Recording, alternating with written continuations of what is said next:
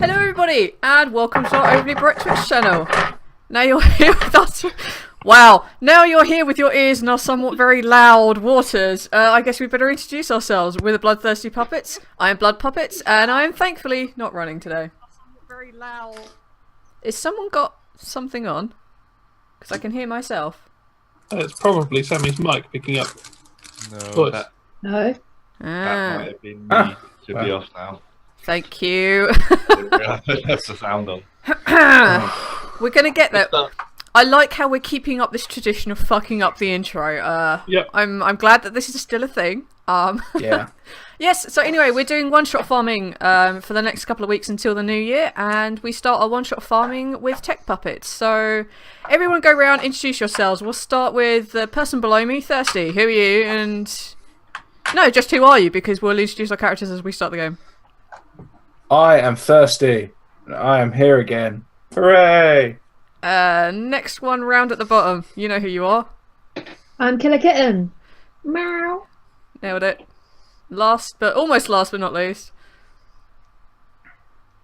Yes, the person shaking his head. The only one still not observing camera etiquette. I'm figuring out which way to look at people. Okay. Don't bother. Yeah. So, hi, Grover. I'm Dev. in the comfort. Damn you, blood! Welcome to my bedroom.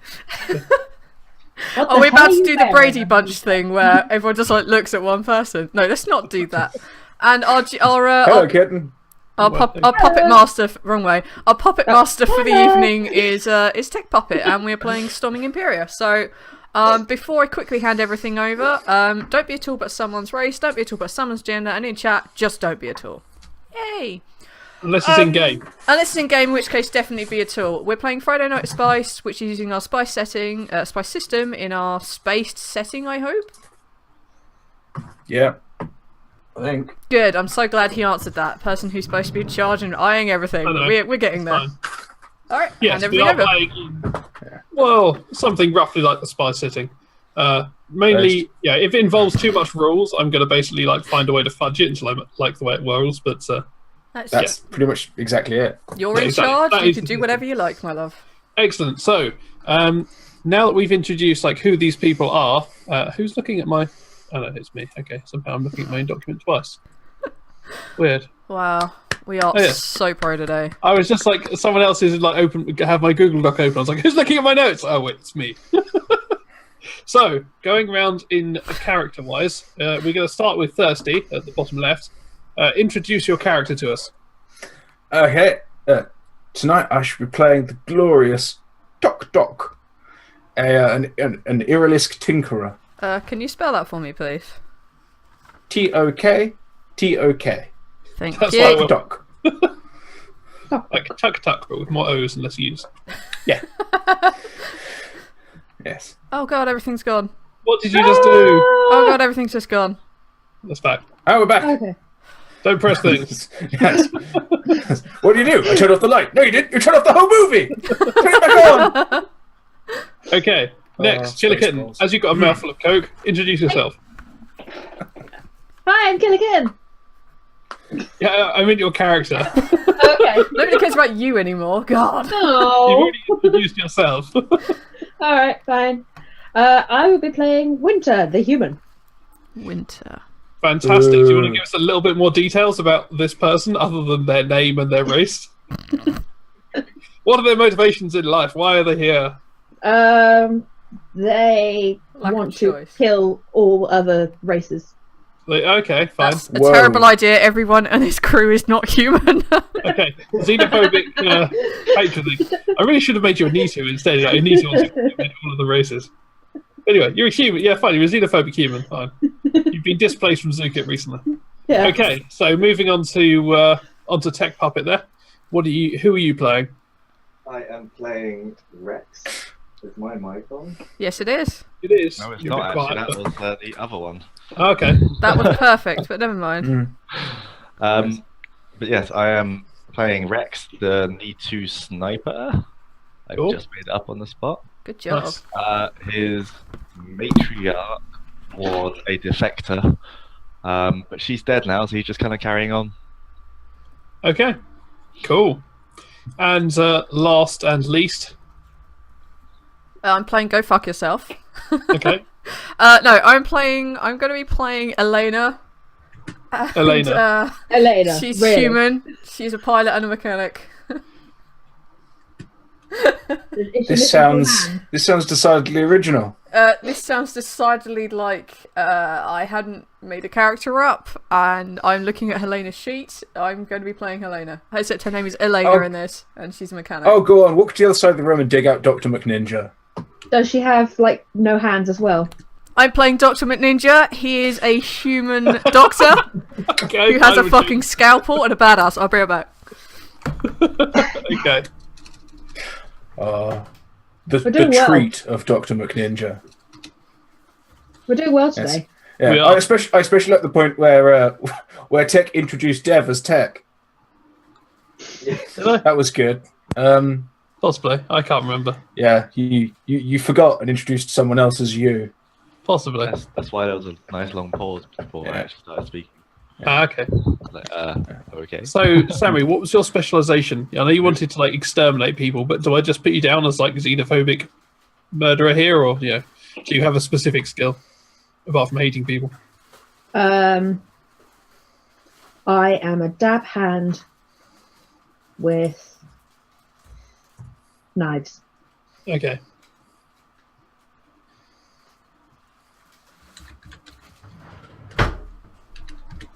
Knife woman. Knife woman. Going so well. It's going really, really well. It's okay though. We have a nice little like array of people to do various different things. I'm also human.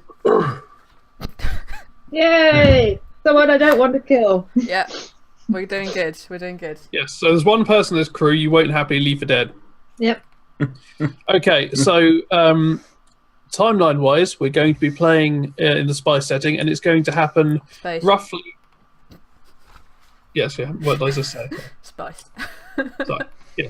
Playing in the space system, and it's going to happen roughly in the middle of the timeline of bringing home the bacon. And it's going to be occurring just as the lockdown comes into effect on the Nitu sector. But you guys aren't aware of this yet. Nope. But as players, so you know roughly what's going on and what kind of things are happening around the world, it's based roughly in the middle of the Bringing Home the Bacon campaign. Okay, so Sammy, because this is going to be funny, you're the captain. Because Why am I the captain? it's funny. Because your ability to talk to people is always going to inspire like fantastic scenarios. It's amazing. Thank you for the follow. Do you know, Cool. it'd be amazing if I put that further up so people could see that. Carry on. Yes. Right, so to start with, you guys have been called over to one of your kind of off and on again contacts called Jeremy, who he's a fairly nice guy. He gives you some contract. He's generally into the kind of smuggling, kind of moving goods from A to B without too many questions asked and avoiding patrols and inspections, that kind of thing. And he's called you over for a special job. So he's called you to one of the planets of Kuz. In fact, to Kuz, because hey, why not?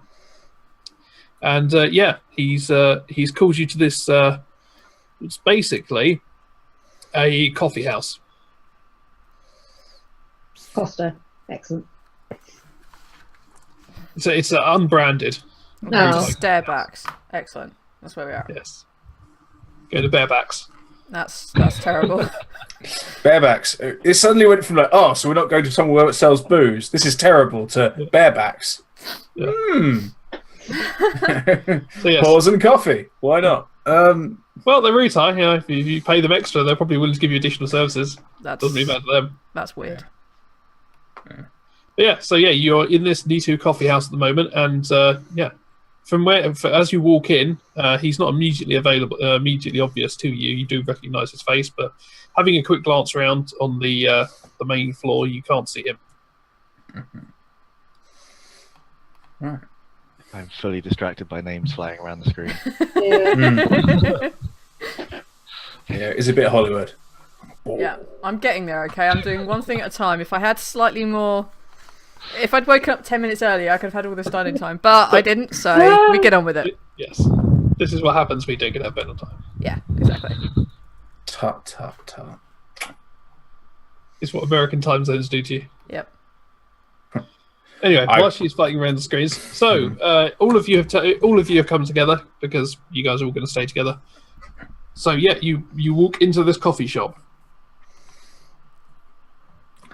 Excellent.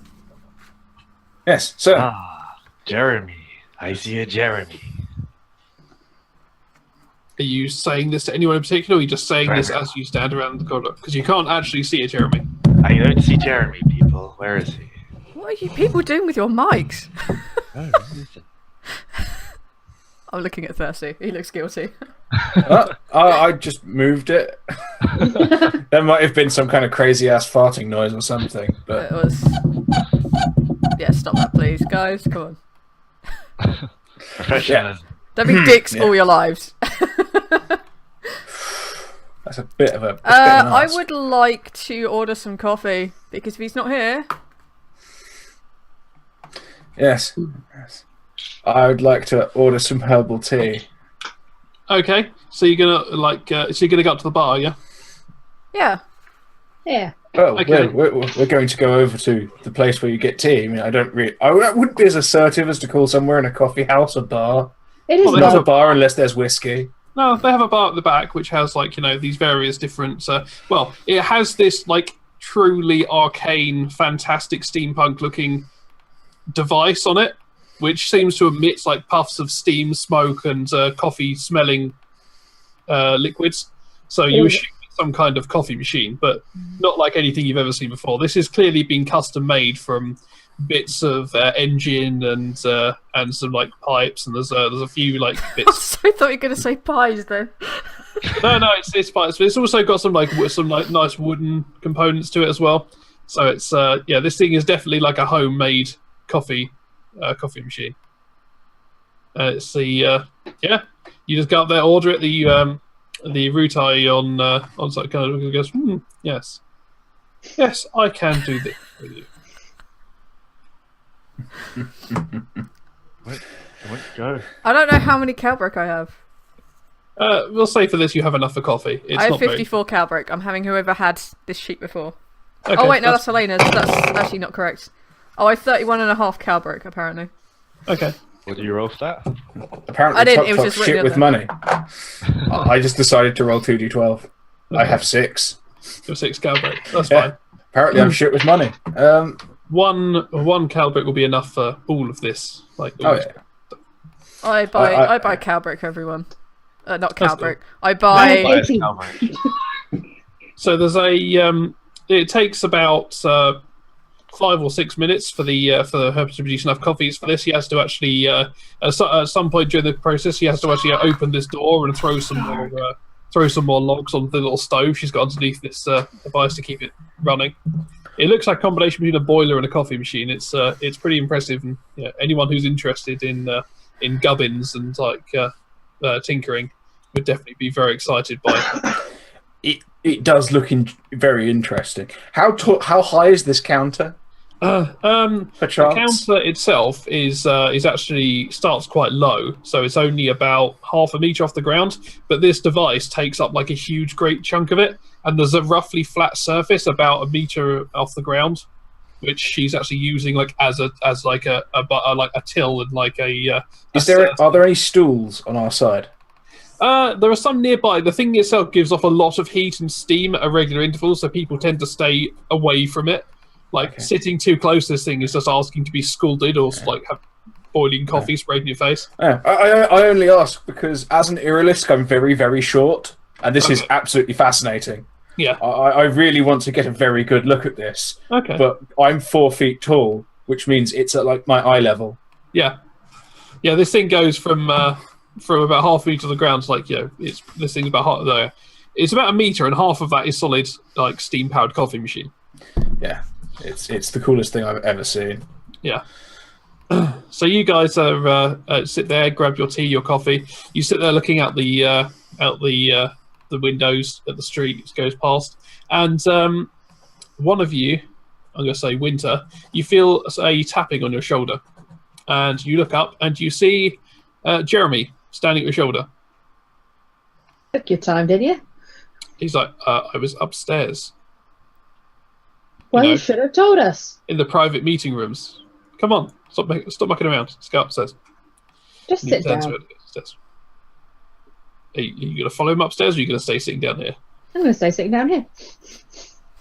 He can have a meeting with us here. Well, he's gone back upstairs. It's like, but surely private meeting room. No! You are literally having an argument with yourself at the moment. He has gone upstairs. Captain, I think it's best we go upstairs. Fine. Yeah, I'm going to use all 4 of my upper arms to just take everyone's drink and go upstairs. Excellent. Fine. I follow them upstairs, begrudgingly. Cool. Okay, you follow him up the stairs, and you come to the top there, and there's there are a series of curtains, which are they're like those like the beaded kind of curtains you have, but these ones are made with like little wooden runs. So basically, giving you the illusion of private rooms. So yeah, you see Jeremy through one of these, and you go in there, and it's these obviously look like the kind of the business men can like rent these rooms for like private business discussions.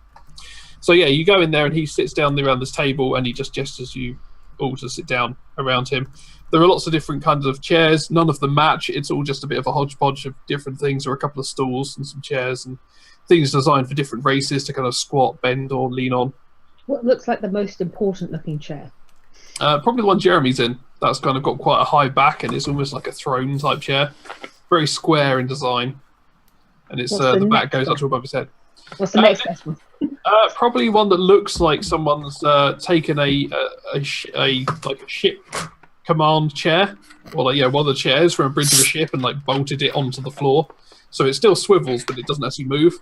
And that's probably the next most impressive. I'll sit in that one then. Okay. And I assume the rest of you just sit in whatever kind of device, chair, or stool you fancy. I'm gonna just stand behind Winter's chair. Okay. I would want that. Basically, this is her chair is one of these bolt ones that kind of leans quite far back. So if she swings suddenly, she may well end up battering you with the back of a chair. I'm just gonna put my hands on the top of the chair. Okay. Stop that swiveling madly. Yes, because Okay. leaders. Does don't this need to chair like twitch. adjust up and down? What, the ship Yeah. chair? Yeah. No. Ah. You think I was it gonna probably drop it should to the have floor. done, but you suspect someone's probably actually just disabled that because people get screwing around with it. Okay, I still like fiddle with the little control. Just doesn't do anything.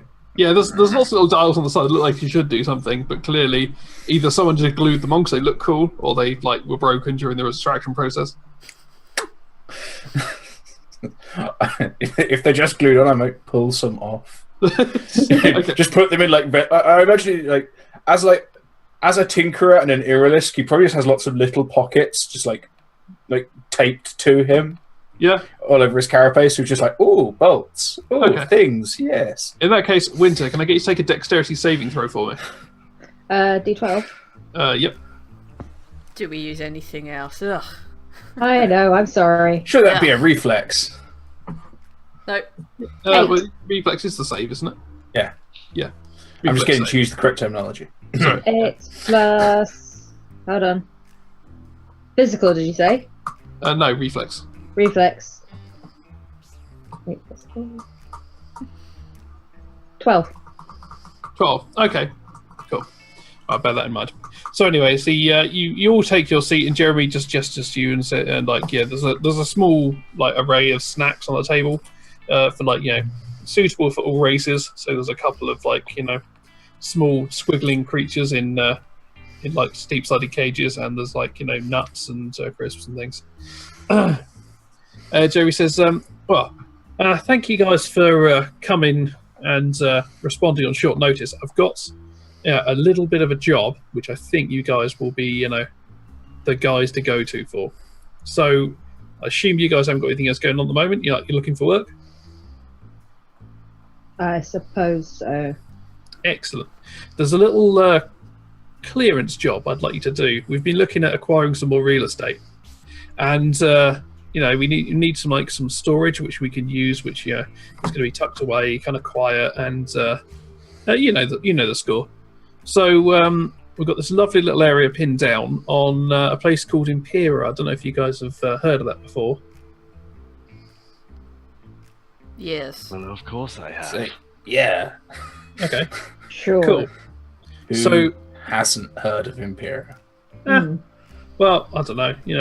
Some people don't get out their caves very much, and so what we need to do is we've got a couple of requirements. So, well, 3 actually to be specific. The first is it can't be obvious from a distance.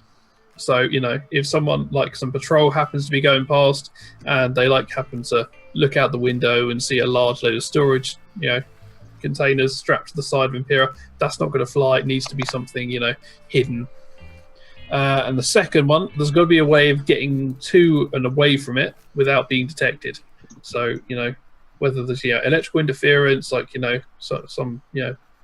something concealing it from view, something like that will stop us.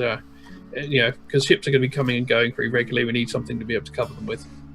And thirdly, we've got to have enough storage to fit. We need 5,000 square meters of cargo space. So those are the 3 requirements.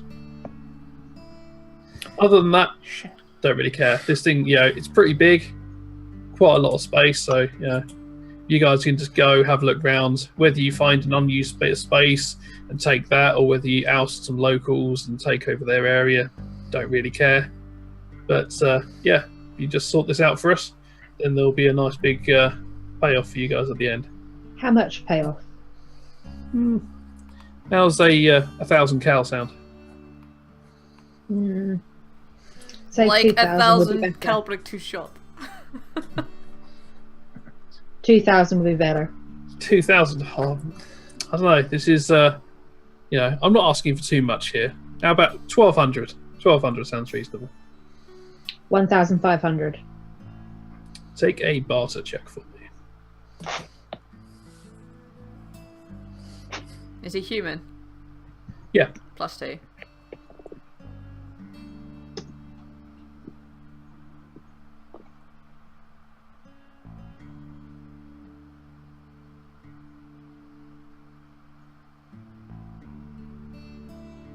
$15. 15. Yeah. So, all right. For you, 1,500. Deal. So, give you 30% up front, so 500 now, 1,000 when you get back. Captain, if he's willing to give us 1,500, maybe we should ask what the locals are. What are the locals? I don't know. Whoever, whatever kind of scum hangs out at some abandoned, destroyed space station, I don't know. Could be space whales. He's expecting scum. That scum are dangerous. We shall What need sort some of sort of stuff? danger pay. Yes, danger That's pay. what 1,500 is. Mm. If I wanted you to escort, an old granny down the shops to get a paper back again, I wouldn't be paying you 1,500 cal for it. Yes, but you're paying 1,500 cal just for 5 kilometers of storage space. If we have to kill 5 kilometers worth of bastards to get it, that's not a lot of danger pay.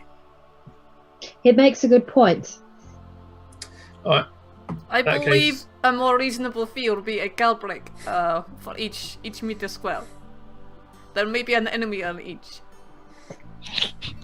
I like your thinking. McNinja. He leans back in his chair like, yeah, if we were living in an ideal world, I'd like your thinking too. But no. Cucumber. These are one-shot characters. Yeah. I'm not going to keep any of this money. It doesn't matter. It's the principle. It's the principle of mastering everything. We're trying to obtain more arbitrary one-shot cards. We're being like the most un-British role players ever. Like, I'm going to screw you for every last number. Tell you what, we'll do it for 2,500. Okay, fine. Excellent. I'm glad we could settle this. Now, what's 30% of 2,500? Because we did agree on 30% up front. That was the lower sum. You can have 500 up front. And give the rest when you get back. 1,000 up front. Fine, you can have 1,000 up front. Thank That is you. Hooray! excellent. That is 40%. We've made a killing already. We haven't even had to go there. 1,000 Cal, let's go to the gun shop! No. Let's go to the bar. We've already earned our original fee. I was going to ask you about to stay for a drink, but sod off. Excellent. Let's leave. Yes, leave. Yeah, head on down the stairs. When we get to the bottom, I'm going to turn around and go, just point out, we didn't actually shake on anything, so 1,000 cow bricks, no ties. Good point. But let's honour our word. Pub.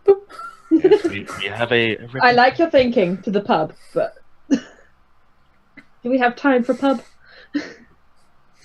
Yeah, if you guys want to go to the pub and drink, you can do. This guy didn't specify a time period, but judging by the fact he paid you to do the job. Eh. I mean, if you guys decide to run off with the money instead, then yeah, that's totally an option. Do you want to run off with the money instead? I didn't sign no fucking contract. Neither have I. I believe we should stick to our word. Didn't give our word. Well, we need to build a reputation. For what? Fuck this guy. You do already have a reputation. That's why this guy went to you. And we need to maintain our reputation. Yes, I agree. Oh, If we are to continue to keep running from Can I just having point been out paid, that- we will not get paid anymore. Can I just point out though, Rex, you did just say we are one-shot characters, we're going to die. But I Does not believe say that we are was in going Cucumber. It does not happen in this world, Winter. Get with the program. Jeez, ugh. Yes, I believe we should go. Alright, fine, we'll go. Okay. Are you guys going to the pub first, or are you going to head straight off? Mm, I really do think we should head to some sort of armory and tool up. I would Yes. certainly prefer to keep a clean head. let's go. Okay, yeah, you go to the, you're at a reasonable sized settlement, and they do have a generic armory here. So yes, what would you like? Yeah, you walk in and you've got the standard array of some cages with different rifles and things. So you basically in the middle, you've basically got like the bargain bin, where basically these randomly assembled weapons have just basically been piled up on little shelves. So you've got lots of different like single shot rifles and things like that, just all piled together. You've got like an array of like automatic weapons, an array of single shot weapons, and most of them are all just piled up in in generic, like this is our default style weapon. And then at the back of the shop, you've got a bloke sitting there with a Rutai sitting there with a little desk in front of him with a little till on it, and then behind him you've got some nicer, finer looking weapons which are mounted up on little brackets on the wall. Okay. Anything sharp and pointy?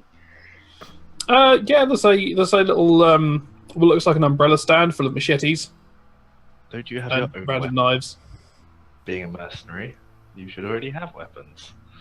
Hmm. I have Gloria here. Strapped to my back, big rifle. You'll have like a basic standard weapon, but now that you've got some money, if you want to buy something a bit more spicy, this is the time for it. Bit more shiny and sparkly. Yep. I would have a like look to through their purchase. I would like to purchase another flawless scalpel. I'd like to be dual wielding these. Okay. This is like a Rutai armory, so they don't have any scalpels here. They have some nice knives, but they definitely don't have scalpels because it's a Rutai armory, not a hospital. I'll take a machete. Okay. Same thing. Is there anything ornate looking? There is. Yes, there's behind one of the mounts behind the till is actually what looks like a cavalry saber. Amazing. It seems it must have been like brought like along as like someone's kind of like treasured possession, which must have come all the way from Earth, or someone who's like lovingly recreated like an ancient Earth weapon here. But Cavalry saber or cavalry saber? a cavalry saber, so something you generally wield from a horse. But yeah. Oh yeah, I'll take that.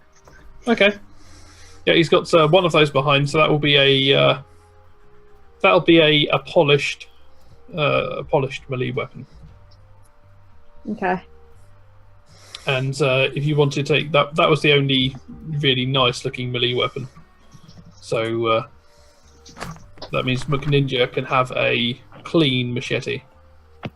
God damn it, I'd already put down flawless. No, flawless machete. Clean. Right, I am going to go off looking for pistols. Okay, yeah, you go over to one of the shelves, and there's just an array of pistols, kind of basically in a bucket. Yes, I want to see if there's anything that looks sort of like it may have been polished recently. I want to find a big shiny pistol, and then something because I have 4 arms, I need something on either side where I feel lopsided.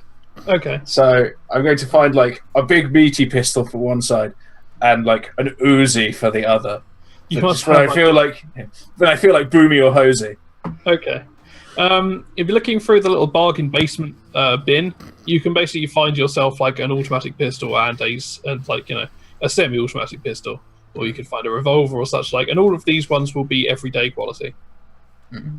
Or if you want behind the bar, or there's Also, for my bullet hose, I'm not too worried about the quality, but like for my Boomy, I want it to be polished and nice and shiny. Okay, yeah. So behind the bar, there are 2 pistols that he's got on display there. Mm. One of them is a very shiny-looking revolver, and the other one is it's a strange alien-looking pistol. One that I'm going to say you're not familiar with. Okay. I want the big shiny revolver. It looks interesting. Okay. So you can get the revolver, and then you've got like an automatic everyday. Yeah. Okay, I'll say the revolver is going to be that'll be polished. Cool. By the way, I'm going to say I have a bunch What of size? everyday What clip knives. size is it as a revolver? We'll say 6. Okay, cool.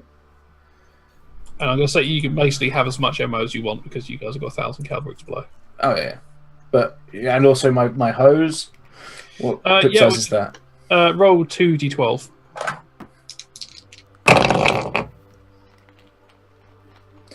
Oh, that's pathetic. 12. Okay, yeah, you've got a 12-shot. So it's basically going to... Yeah, that's all my ammo gone. Yep. That's Do depressing. they have any large single-shot rifles? Yes, they have a load of them on the shelf, and they also have behind on the shelf. You notice they have a Nitu pulsar. A what?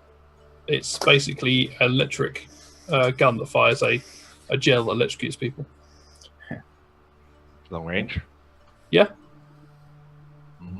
The longest. The longest range. How much? At this point, if someone was a stickler for these sort of things, wouldn't they go, wait a minute, aren't those illegal? Man, To be fair, there don't appear to be an awful lot of regulations being followed in the shop. They have just kind of piled a load of weapons like on random racks, and they've got a bucket full of pistols. It's an actual bucket. Yeah, I don't think the law applies here, dude. Yeah. Oh, yeah. I don't think a bucket of pistols is probably breaking the law, you know. But you know, that's literally illegal to possess. Yeah, I don't think this guy's particularly worried. Okay. Seeing you look at this thing and, go, and like kind of like he's just like, yeah. You want it?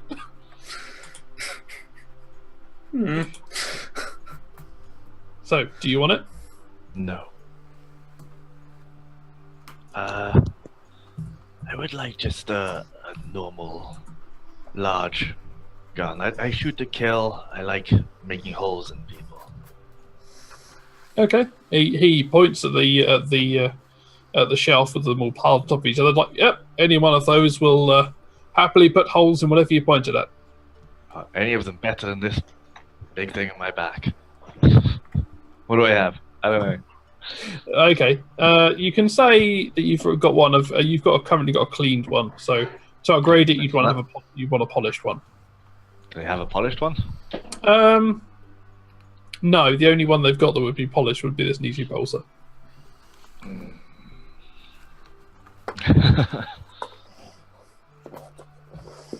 it's my heritage and all, but So he does say he's got. Well, I've got I've got some repair kits and upgrade kits. I could always sell you those, and in your own spare time, you can look at trying to replace your warp components. Yes. Yeah, he'll send you basically an upgrade kit for your weapon. So Nice. it's got like a nice scope. He gives you like a couple of scope options and a spare barrel to replace it with, and nicer stock and things. Let's make it nice again. Okay, so is that everyone got everything they need? Yep. For the love of God, everyone say yes. Yeah. How much do we owe? Yeah. Oh, I'd say 300 cal. We say 250. Okay. All right.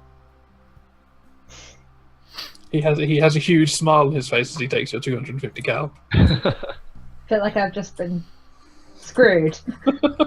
I do not wish to say anything, Captain Winter, but yes. Thank you, McNinja. Thank you. Doctor, I use your title, you use mine. As you walk and leave the shop, you glance over and see the little sign saying 10 cal hanging over the rifles. What?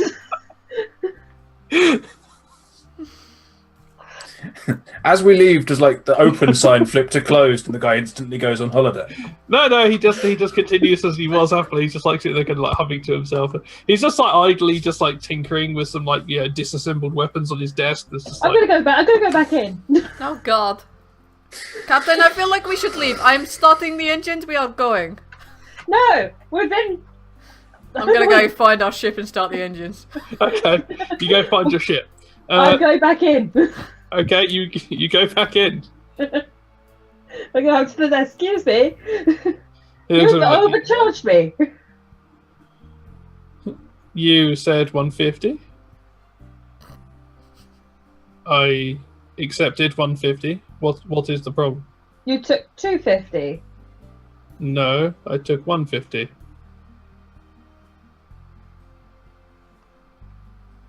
Oh. Okay, Captain, let's go. Come on. It's 10 yeah, He just 10 sits there cal break. staring at you in the face Rum, rum, rum, rum, rum. It's 10 cal break.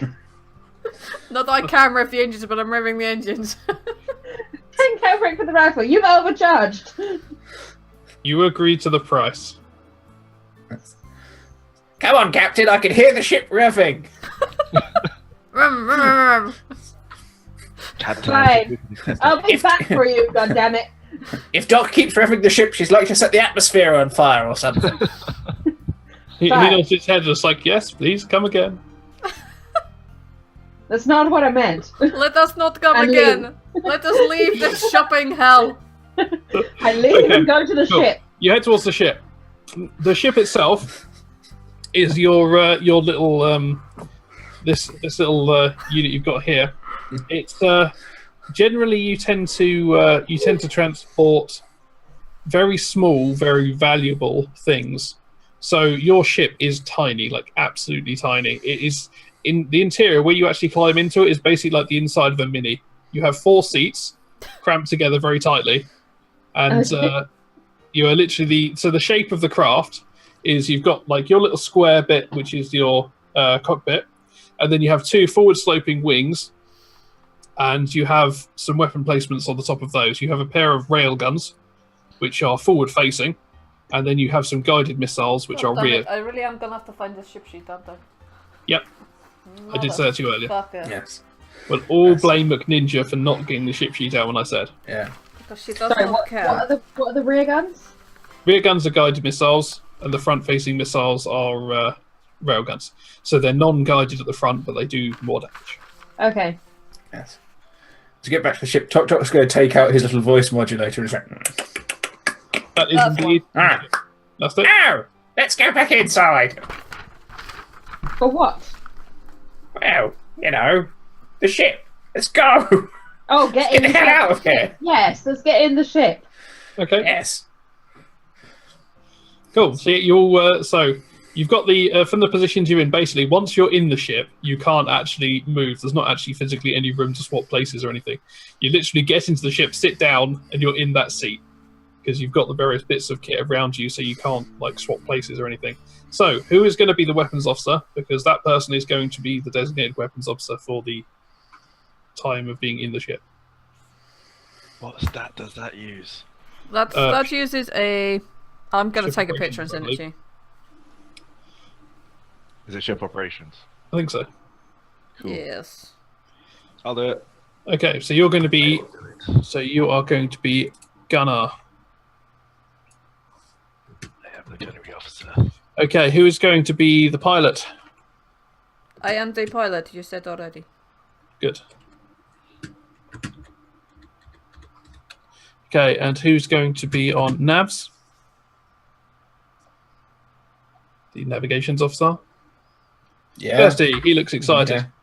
Yeah. I'm just aware I built this character with no capacity to operate a ship whatsoever. That's okay. And Sammy, that means you get to be in the comms. Excellent. This is As the everything we captain, ever I should hoped for. Yeah, exactly. Means you captain because it's great to hear you trying to talk to people. Okay. Yes. So yeah, you guys strap yourselves into your seats. By the way, you guys do have armored EVA suits. Mostly for the fact that there isn't a hell of a lot of options for if anything goes wrong on the ship. So literally, if things go wrong, you put your helmet on and hope you can get to somewhere safe before the oxygen tank runs out. So that is your backup life support is sticking your helmet on. Pretty standard. Yep. Yeah. Cool. So you guys strap yourself into this into your little rig, and you shoot off. And this thing has impressive speed and maneuverability. This thing was designed to be small and fast. And Are we basically in a Klingon that?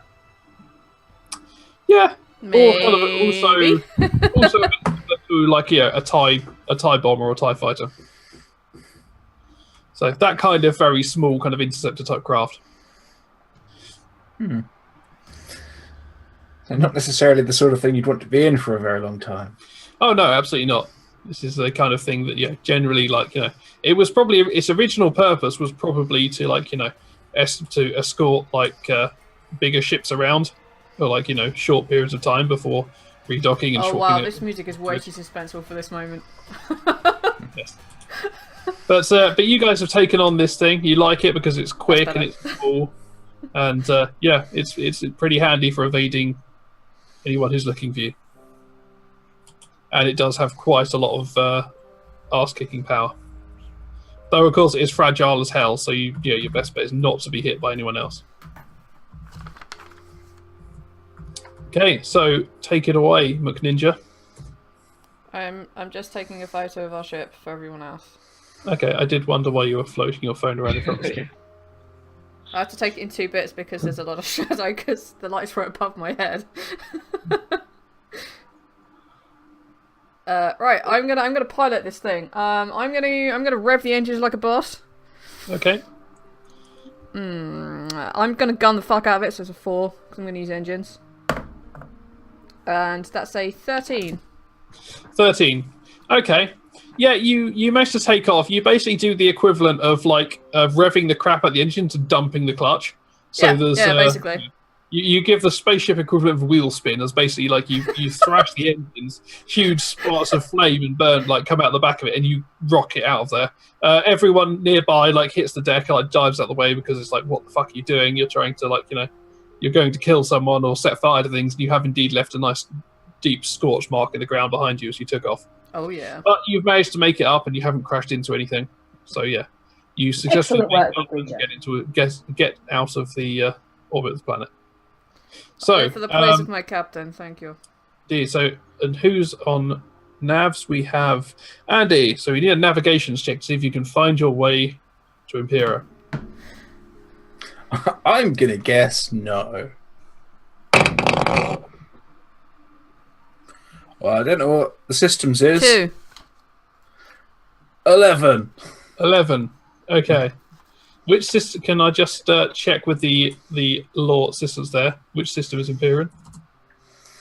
Jubei. Jubei. Okay, you're aware that it's in Jubei, and you're pretty certain that once you get to Jubei, you'll be able to figure it out from there. So, I assume you're going to head to the best ring. Yes. To the best ring, Captain. We need to go to Dubai. I'm really not a fan of this voice. I am. It's so Can we funny. change the settings on the modulator, please? No. No. Cool. Fucking So, In yeah, fact, genius. I think this should be higher. You set in your course and move across there. Takes you a few hours to get there. But anyway, you arrive, so Winter, Hey, you're going to call through and request access? sure. Beep, Go for boop, beep, boop, boop. You call through and this, you hear this, She just insulted your mother in Clegg. My mother was a saint! What are you talking about? you call through and you hear this voice that comes through and says, yes, what is your purpose here? We're requesting an entrance, permission through to the Dubai system, please. Very well. There is a delay. Currently, the systems are rather strained. We have a lot of traffic. It will be several hours before we can get you through. Oh, is there any way you can speed us up? It's just we need to get through to a. We're carrying hospitalized people. We need to take them through. Oh, I'm in terrible pain! Oh! It is okay. Yes, You will dear. not die Yes, dear. immediately. But if we do not get you to hospital in 30 minutes, you die. I mean, 3.5 hours. I can't remember how long it is to Dubai. Oh, I can't feel 3 of my limbs! It is there any way okay. we Do can not get go to the closer? do not go to the light. Okay, you hear the sounds of this person the other end kind of shuffling around a bit on their station, and they come back and say, well, as this is an emergency, we could get you put onto fast transit for a small fee. How much? 300 cal should get you through within What the next 10 minutes. This is a man's life. You there cannot anyone- put a price on a man's life. Indeed, it seems like, the life far exceeds the value of 300 cal bricks, so if you transfer it across, we will get you through as quickly as we possibly can. You vile bastards! My limbs! Ah! I'm really sorry. We only have 150. Is there any way we can work it out that way? Absolutely, yes. If you turn your ship around and head back to Kuz, there are medical facilities on hand where they can see to your friend. We need to get through to a doctor in Dubai. Then I'm afraid it's a several-hour wait unless you can provide us with this 300 cal brick transfer fee. Let me see if I can get any money off of my passengers who are dying. I do not have time for money right now, woman. I'm trying to save this LOS life. It's not like I've got any pockets in this fucking thing! Ah! He says covered in pockets. Please, sir, is there any way we can sort this out? Captain, why don't you just pay him the 300 cabric? Yes, that would be the quickest way to resolve this. It does sound like the simplest way. Is this a ass or grass situation? I've heard Doc talking about those. Fine, we'll transfer you over 300. Here you go. Thank you. And you receive after a conversation, you're like, yes, if you would please proceed to the staging area, and you head straight up and enter the mess room. You can see there is actually quite a long queue of ships kind of hanging around nearby. But you can bypass all those. Okay. Charge just almost a year's worth of like freaking food for one person to get in here. Yeah. This is awesome. There is definitely going to be someone who's going to be retiring from her crappy job of floating around in like a little border patrol position. Yeah, you enter into the measuring, and you get to spend a few uneventful hours sitting there, occasionally kind of like flexing your buttocks to stop yourself going completely numb while strapped into the title thing. Can I get all of you to take an exposure saving throw for me, please? Because this has been now about... we're supposed to be about 5 to 6 hours at this stage that you've been stuck there. Hey, crit. I don't give a fuck. Nice. I'm going to re-roll that. I think legendaries already. Love it.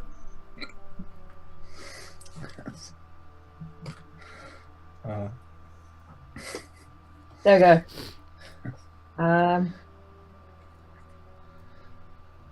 What am I rolling again? Exposure saving throw. I like to think this situation isn't at all helped by Tok Tok going into a long tirade about how because we paid in credits, we can claim this back. You're the tax obsessed kind of loophole guy. Are you like, yes, we can do this? Well, no, just on the basis that because we paid in credits, because no one physically came and got the money from us. Yeah, like it's all traceable, so we can go. We were ripped off by this one asshole, and we can pursue prosecution. You can definitely do that later on. Yeah, we'll be certain to roleplay that next week. Well, no, I'm just making the captain feel better. Yeah, that's fine. I'm just making we should roleplay that now, actually.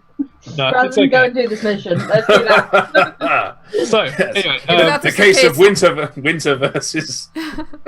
If that is the case, I think Dr. McNinja Winter would versus probably Cox. fly away in hail of gunfire. And so, never see Rex him and again. Ninja, what did you get for your exposures? The 5. I got a 9. Okay. In that case, if you got under 10, you can take a point of suffering. Oh, As basically your lower limbs have basically lost all feeling now, and it's got to the stage where even like rapid clenching of the buttocks is no longer flushing blood through your system sufficiently. And yeah, it's just becoming rather unpleasant now.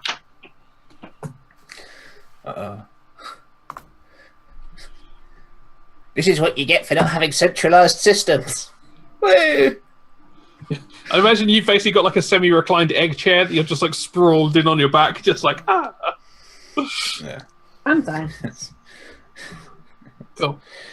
Now who's under-evolved? Mammals. Still you. Ow. Quiet. Anyway, while having this kind of like discussion of who's the more evolved, you finally exit out the other end of the measuring, and you see before you there's lots of small ships which are kind of like in a cluster kind of around the other end of the measuring, and the other side of that you can see some very large Nitu ships, which seem to be forming a blockade around the measuring exit. And as you come out, you see the communications flashing to show you have an incoming communication. I answer it. Hello. Yeah. Human, your vessel has breached the cordon. You will follow us. Your vessel will be seized, and you will be processed. Excuse me. What's going on? Travel has been ceased through the measuring. I wasn't aware of that. We were let through very expensively. We were let through very expensively due to an emergency. We need to get through to a hospital. You will be processed, or you will be shot down. Captain, Do you I think comply? we should flee. Maybe we should just return home. Turn around and go back. This guy sounds like a dick. He does. I think we can definitely take him. No, have you seen the size of his ship? Sometimes size really does matter. This situation, it matters. Nah. Can I get who's on navs? I think that's yeah. Take a navigations check, and also actually, if you want to take a comms check to like ascertain exactly where how many people are around you and what the positions are. Yeah. You two can basically work together for this one. 6. 6. Okay. You are bloody useless. Botch. You two are Botch. bloody useless. Okay, so I look out the We're- front. How many We're goddamn being ships are there? jammed. yeah, so see, Tuck is like, oh god, there's literally like dozens and dozens of ships out there. Like you're looking at the radar, and it's just like these blobs of like stuff. It's like, look how many! I've never seen so many bloody ships in one place. And then you've got Winter going like, there's noise, and she tries to adjust to like find them basically using sonic pings, Oh my and god. basically just accidentally opens to a general broadcast, and all these people out God. there doing the same thing just flood her headset, and she has just set off going like, so loud, and yeah, you literally Can I see out the front of our ship? you can look out in front of your ship. Yeah. What do I see And, out the front of our goddamn ship? Take a perception test for me. Oh fucking hell! I would like to use my knowledge of piloting to make this check. Okay. As a pilot, you have to avoid hitting things, so I'd like to use that to bolster my perception. La-di-da, piloting. Yeah. Well, yeah, I'm a pilot, man. I'm a Yeah, doctor and good. a pilot. I multitask, unlike you, who can barely read navigation. Wow, that was impressive. 14. 14. Okay, yeah, you look out the ship and you can see there's basically the it seems like these Nitu ships that have come up there seem to have arrived fairly recently, and the rest of this traffic here seems to be people like you that have come through the measuring and basically arrived on the other side having no idea what's going on and are basically kind of milling effectively around, and there's these 4 large Nitu ships attempting to kind of like form a perimeter, which is difficult in 3-dimensional space. So you've got Yeah, that's what I like was 2 off to thinking. one side, 2 off to each side, one directly in front of you, and the other one just slightly further back, who's basically in a position to go and pursue any try and break through the core. Excellent. But there are, there's definitely too many ships here for these 4 vessels to contain. So you could definitely, you could either kind of like slowly work your way over towards the edge and then make a break for it, or you could just dive through Captain, the mass. I have an excellent... Captain, turn off the communication so everybody here does not hear us. Turn it off. Right. Captain, I think we should make a break for it. Alright, we have a break for it. Any other votes? I I had a plan. nothing! Excellent! I got it. I have a plan. We have 2 rail guns, yes? Yes. And we have many. This is what it's called a target-rich environment. Now, what we do is we try and ascertain which ship is empty, at least which has an empty hold, I would like and to we point... fire on it. I would like to point out that you can barely read navigations, and our captain is not so great at the communications thing. She could barely Hey. tell what is going. I'm being Yes, honest, but for we're all I about to know, die. our weapons officer is fantastic. But he still needs your. I assume. Are you a dude? Is Rex a dude? Yes. Okay. He can only work on the information that we give him, and I cannot tell just by looking out the window which is empty and which is not. I also Okay, we'll just shoot something big, Why? because then there's a big problem, and Yes, people will we are deal a with big that. problem. Yes, they will shoot at us. Yeah, there's a big problem. Someone's We will shooting become the people. problem. Stop them. Yes, we fly into the middle of the large group of ships and we fire a little untraceable missile. It just happens to get lost in the jumble. But what if this large group of ships are also armed and see us do this? Then we will die, and we will not. Well, get no, paid. we cause a single explosion and cheese it. We're not standing around shooting the crap out of things. We're going to cause an explosion, cause a panic, and then everyone will break away. So basically, your plan is cause a stampede. Yes. Yes. Cause a stampede and watch the 4 fucking enormous rhino ships try and hurdle us ducks back into place. Okay, are you going to go for that? Do you all agree, or? I do not, but I fully think it's just a hilarious idea. I decide as the captain we're not going to do that. I would point out that you are the captain, however, you are manning comms. Your only real power is to shout at people in space. This is exactly how we play Artemis. Everyone ignores the captain. You can definitely say not to do this. Whether your weapons officers and your navigation officers can collaborate and do this anyway, it's a different matter. If they want to be are you paid, gonna shoot they someone? will. Let me put it like this. I have the skills to get us out of here if that comes to it. I say let's just leave. All those in favour of ignoring the captain? Agreed! Okay. None of you are Explosions! Fire the Mission weapons, is let's go! successful. Alright, Okay. so I'm gonna pilot the ship to in kind of the middle of this thing. Okay. The In middle that of case- all these other ships. I'm You're going all to need to fired. take a piloting, navigations, and a weapons systems check to see how well this goes. I'm gonna use a And legendary possibly a point. mutiny check? No, you don't need to roll a check for that. The captain's already lost command. Yeah, Hooray! you. so is this piloting check to get to the middle of the ships or the piloting check to get the fuck out of here? The piloting check is basically for you to maneuver through this gigantic throng of ships. Basically, there are dozens and dozens of ships here, all being kind of corralled in too close. So you've got to pick your way fairly tightly through. It's basically like going through congested traffic. Alright, okay. Then in that case, I won't use I'm gonna wait to use my legendary point for when we need to book it, so. Okay. Alright. This is to make sure basically you don't crash into anyone while trying to navigate through this pack. You have met me. I'm an excellent pilot. I'm a damn excellent pilot with crit. Excellent. Okay, you managed to flawlessly go through this too. So, first of all, navigations check. So, Tok, what have you got? 10.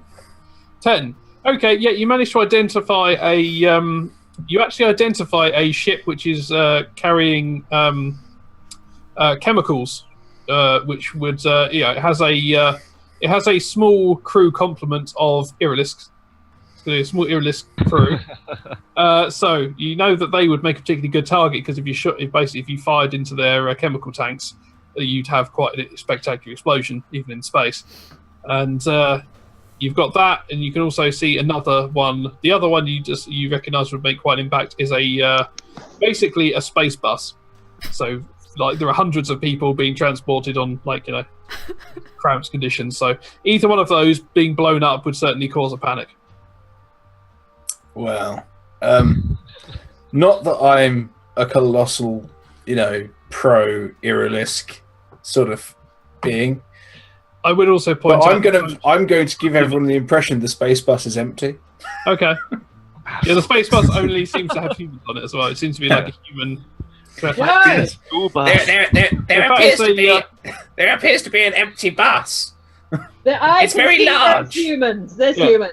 In fact, it's actually a mining relief force heading towards an asteroid mine. Yeah, it's just a big industrial ship. It's a big industrial ship. They just ferry people around on them. Yes, it's a human ship, but it's empty, I tell you. At the moment, Winter, your console is currently dead because basically when you botched, you basically had to restore back to default factory settings to be able to actually get everything back online again. So you're actually spending this time retuning your comms back in. So at the moment, you can't actually do any checks or anything. You're literally bringing your system back online. All right, someone else check his things because I don't trust him. Well, no one else has any checks. Literally, I guess McNinja could look out the window and see the vessel he's talking about. What do I gain from looking at this vessel? You can see it. It's there. To be fair, actually, you crit with your piloting check. So yeah, you can definitely do you have to basically spin barrel roll the ship to be able to bring it into view. But you beautifully barrel roll around this old tug that's towing another ship behind it. You just barrel roll around that so you can get a nice view of this thing. And yeah, it just looks like some old banged up transport thing. So it basically looks like the space equivalent of a lorry. So you wouldn't have known it was especially carrying people. It's just got a large cargo hold. Talk. It Yes? does appear that this particular ship is towing something. Would it not make more sense to destroy the thing it is towing? Clearly it is broken no, down so unless you people went- be aboard. You went round the thing that was No, towing you said something. it was towing something. Yeah, the vessel you went round was to bring it into view. This was just something you flew round because it was in the way. Oh, okay. Ignore the towing thing. That was just something that was in your way, and you went round it. Fair enough. Yeah. In that case, I rolled a it 13 looks. to blow it up. Ooh. You rolled a what, sorry? A 13. Okay, so with a 13, yeah, you basically you deploy one of the missiles with a delayed ignition on it. So as you're piloting through, rather than like launching this thing directly from you, you basically like just eject it from the bay. It just floats around for about and then ignites and shoots towards and explodes on the target.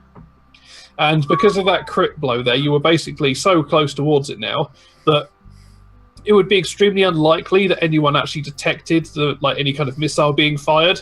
So chances are it would just appear to be some kind of internal explosion or something going off, because from the missile activating to impact was seconds, if that. Captain, go on comms and yell open broadcast. Panic! Explosion! Panic! Do it! I can't do anything. Captain, just hold down the exposure button. Just open the all comms button. Just press down the button and yell panic and fire. Do it. You have Can now I do managed to get your comms back up. Yes. All right, I do that. Okay. Yeah. As you come on, you just hear the last panic screaming sounds of fire and explosion and things coming through the comms before it suddenly cuts off, and then you just explosion into the emptiness, and then all of a sudden the comms just kind of explode alive with all these different people transmitting oh god, we're under attack, they're trying to kill us, run, and literally all these ships just expand off in a large front. We're gone. I'm gunning it. I'm pedal to the metal sort of thing. Yeah, the four N2 ships start firing what you assume to be attempts to disable and scuttle ships. They seem to be trying to target engines and things to stop these vessels exploding in all directions. But yeah, you guys with that crit you're riding, you just have no problem at all. Just nimbly just skying out the way. You're a very small ship anyway, so it wouldn't really be that noticeable compared to some of the others. And yeah, you managed to scalper away from this barricade. I love it when a plan comes together. You have A-team. You have A-team on where you come from. No, but you watch it a lot. I do. That is very true. I have it on audio, like podcast. Despite the fact it's a very visual show, I feel like it is losing something, but I do not often have choice. You just recorded it off TV and just play the soundtrack to yourself. Yep. I imagine all these explosions where people die. It is a very brutal and horrible show. But it always seems as if main characters seem to be fine. I always pictured Murdoch as an Irilisk.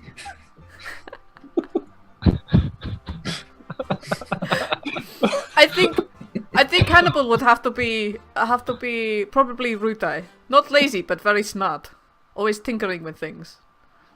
And BA would have to be Irilisk God. Oh, man. He'd have to be Queen God. This has to be the next one shot we do. Oh.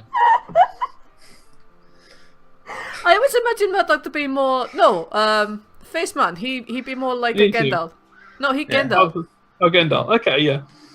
Yeah. Because he has smooth moves, He has face. What on earth are we doing? And he'll sleep with anything. I'm getting game discussion about A-Team while playing Space.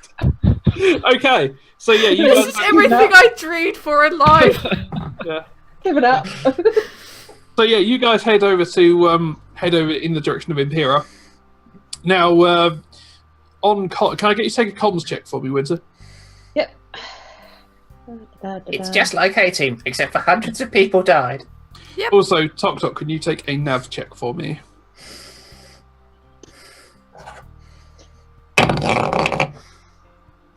Five. 13. Okay. Why are you sitting there? You are useless. With a 13, you can hear that basically these N2 that have. How did you get 13? System is only 2. I have system down as 3 on my sheet. It's 2. Because that's It's 2, using okay. the generic 3 for all the other ships, and he's decided that this particular ship only has 2. Yeah. Oh, sorry, I didn't hear that. So yes, 12. I sent a picture in Discord. Yeah. Sorry. So so with 12, then you detect that the N2 have basically called for backup, and the ones behind you aren't necessarily chasing you, but they've called further into the system to get more ships to come and help with this blockade. So what we just learned is that Tok Tok can't see sod all the navigations. As far as he can tell, everything's all good. There's just this, he's located in Impira, and he's basically like zoomed out on the star map just so he can kind of see where it is on the edge of the on the system there. And everything else in between has basically been knocked off his chart. So as far as he's concerned, going a straight line directly towards it, we should get there. And Winter has heard that there's been a call gone in system for support in manning the blockade and stopping these ships basically breaking through into Nitu territories. So, what are you going to do, McNinja? Are you just going to head straight for Impera, or are you going to try and disguise your approach, or loop around it, or? Nah, fuck it, I'm gonna go straight forward, because we know that there are some patrols around Impera, right? Yeah. Take a history check for me, actually. I do not think we have history. I think we have knowledge. Yeah, knowledge check then. Actually, yeah, Rex, you can take a knowledge check as well, because you're a Nitu. I'm an Imperialist. I had stake in this war. Not much. I got a fuck you on the dice. Okay. Yes, you know that this that basically there's a patrol that goes around a fair distance from Impera, which basically their main task is to stop people going to Impera and back again. Not necessarily they basically have a bit of a dead zone around close to Impera, where it's like just a case of look, only bother people if they're coming from Impera or going to Impera. People who are already there, we just basically leave their own devices, but as long as they don't try and leave. So, I'm basically probably just gonna go straight there. There's no need to dig about. They're too busy trying to round everyone up. So, yeah, I'm just gonna head straight there and then slip through their patrols. Okay. Yeah, you know that the patrols may possibly have answered the call to go and assist with the blockade, because if they consider this to be a serious threat, they may well have reduced it. Exactly. So I'm just gonna... So, what I'm saying here, basically, is you're going directly from the Mesring towards Impera, and the patrols are going directly from Impera to the Mesring. So are you going to maintain your direct... I will feel like I am being shepherded and railroaded to one side. You absolutely don't have to. Feel free to keep going a straight line, but you did just put your knowledge check. I did just put my knowledge check, so yes, I will pay attention to my knowledge because I am a smart woman, and I will go in a non-direct route. Yeah, that's fine. You slightly circle around the side. In fact, I lazily to the left. Yes. In fact, as you're lazing lazily to the left, you do in fact see on the monitors some other patrol ships heading past you back towards the thing. And after you've been noticed these things out the window, after about 2 or 3 minutes, all of a sudden Tok Tok jumps up and goes, "Oh God, ships, close!" The bastards are everywhere! Yes, I know. It is why I have piloted They're coming out this the way. walls! No, oh God damn it. No, okay, right. So we're going to be fine. Do not panic. It's game over, man. It's game over. No, no, it is not. This game is not over for at least 2 hours. Come on. It is if we crash into these fuckers. I don't think we need to. Engage patrol? I do not think we should. I think we should just scoot around and we'll be fine. I have this under control. Okay. So you managed to bypass that patrol they've got. So you know that the patrol around Impera is weaker than it would normally be. Yep. So yeah, you get to near Impera. There's quite a lot of debris fields near Impera from where bits of it have basically been blown up or exploded out. So there's lots of covering areas. Do you want to pass through one of those, or do you want to just kind of bypass those and stay out in the open? What do you think we should do, Captain? Oh, you're listening to me now, are you? Well, yes. Now we are out of immediate danger. Ah. Let us just say you are not combat captain. You are captain of peacetime. Do what you want. It's that firm leadership that got you this position in the first. Hang on, you need to bring it more central to the camera. There we go. What do we wish to do? Let's do it sneakily. That So I can do. through the debris fields, yeah. Yes. Cool. In that case, I'm going to need a navigations and a piloting check. Do not screw me, navigations. Hooray! Open your goddamn eyes. That looks like botch face. It was a 6, but it was another fucking 6. Alright, I rolled this on different dice in case we're wrong. Different dice also give correct. Okay. Yeah. Again, Maybe I'll do that. you basically you go into this debris field, and there's a basically bits of exploded station, and there's like all these metal debris and like objects and things. Some of them are tiny, like office chairs and things like that, which just basically bounce off the hull and don't cause any damage. And some of them are massive blocks, which are bigger than the ship. You basically, by eye, pretty much manage to navigate around these things. You occasionally have the navigations officer shout something like, "Ah, that was close," and useful things like that. But other than that, you're basically just flying by eye. Look out! Yes.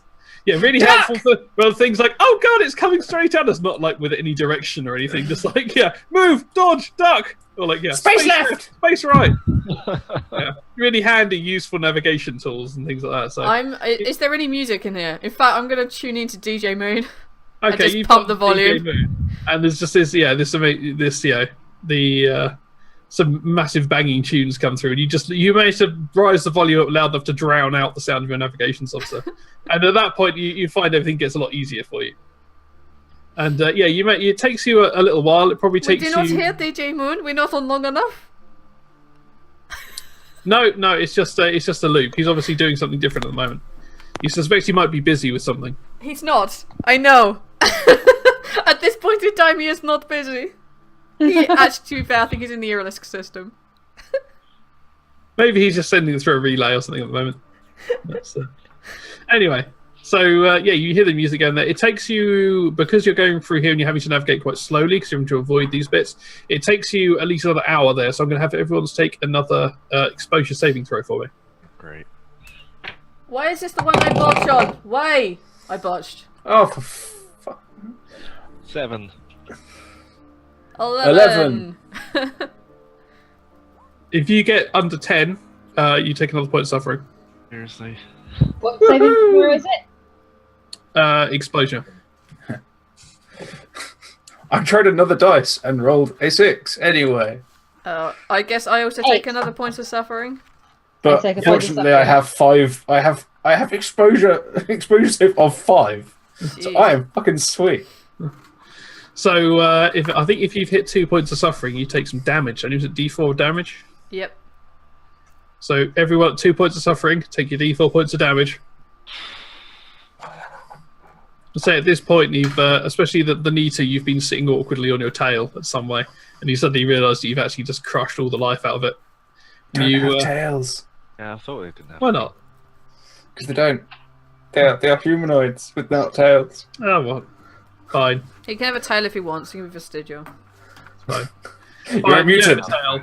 In fact, you've actually just been sitting on your Penis. You've forgotten to start doing you've forgotten to do the buttock clinching thing for a while, and you've just been sitting there for a bit, and then suddenly you shift position, and like literally the blood hadn't been in that part of your leg for about an hour, and literally just like you're just struck by like the most agonizing cramps as your muscles just start spasming as you suddenly have fresh blood flow through them again.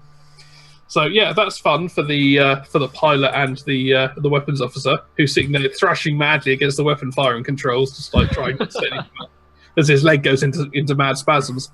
Eat a kale brick. It has plenty of potassium. It'll ease your cramps. Eat your kale brick. I can't eat cow brick. Yeah, but you can still gain nutrients from it. Just not as much. Yeah, then you can have stomach cramps and leg cramps to go together. Yes. I would assume I have my rations anyway. Yes, probably. but it is not full of Whether like you the can, healthy potassium that you need. Whether you can really reach anything in here at the moment is questionable. You're basically stuck in your chair. I will deal with cramp when we land. Basically, this is like being crushed in the back of the Corsa for like 8 hours now. Yeah. So, Oh, come on. He's an organised mercenary. He's probably got like jerky in his top pocket. Probably, yeah. But then again, 8 hours for a journey, would you still have had that in your pocket? Would it not have gone by now? He's a reptile. He only has to eat like once a week.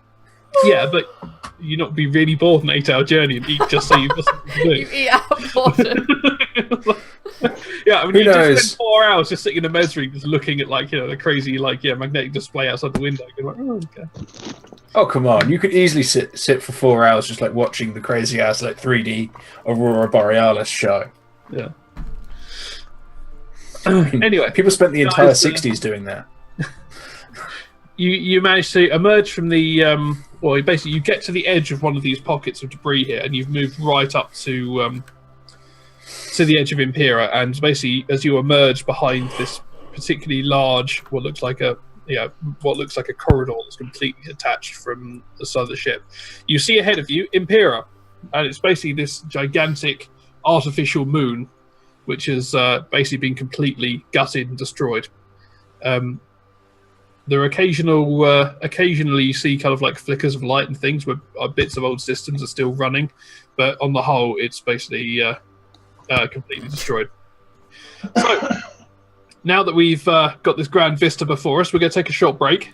We'll have a 10-minute break, and we should be back at 22. In 10 minutes. In 10 minutes. Alright, we'll catch you guys soon.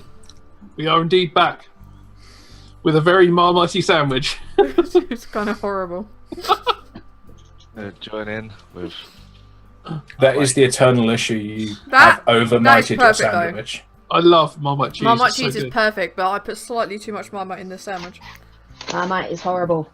Yeah, Marmite any is Marmite gorgeous. is too much. But this Marmite. is slightly too Yeah. much Marmite. If you can see the bread through the Marmite, you haven't got enough Marmite in your bread. That's just You vile. can, if you just cut off the bottom half of the stream now, but they're not needed anymore. Yeah, I agree. Right. See you later, guys. I actually can legitimately do that too. Hang on, let me find out where they are. Right, axed. Why? Lack of Marmite love. Yep. See you later.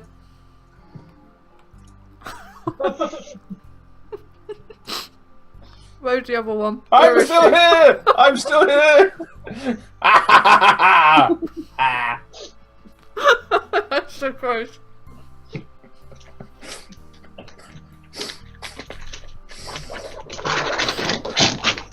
Shuri, when you watch back on this, please clip that. Okay. Right, where were we? Right. So you guys had just come to the edge of the of basically the debris field that's slightly away from Impera. So you're probably probably about 50 kilometers away from the surface of Impera at this stage. So I mean, do you want to try and scan for available sector here, or float around, see if you can see something? How are you planning on locating this area you've been sent for? Being 100% honest with crew, your abilities to use navigations and communications are somewhat lacking. We have had far more success just flying by and looking. That's true. I propose Carry that we on. blow a hole in the side of the station, watch things fly out, and then patch up the hole afterwards. I propose that we ignore him and do whatever Dr. Ninja wants to do. What was that? He says as he presses the button. Have you just fired a missile at Impera? Also, fired a railgun shot at Impera? A railgun because it's faster. Yeah, that's fine. Okay, yeah, so you fire off a railgun and you just you fire it off. And, it's 50 kilometers away. These things travel pretty fast, but it's going to take a little while for it to hit 50 kilometers away. What have you done? They won't know it was us. It's fine. They will. Well, if we move, they won't know it. They will not. No. And yeah, I basically rev the nuts out of it and just floor it pew. If Okay. there's the cartoon smoke behind us, the cartoon smoke rings behind us, that's what's about to happen. Okay. We make space tracks. Yep. After about 20 or 30 seconds or so, you reckon the rail gun round will have struck the side of Imperial at this stage. Cool. I want to be nowhere near it. Okay, fair enough. That would be a perfect location. Also, I want to be flying away from it in a slightly opposite direction, so it goes boom behind us. Well, we say boom. Basically, you fired a solid slug of iron or whatever kind of material these things are made from. There'll still What's be that sort of explosive like? decompression, and that has the word explosive in it.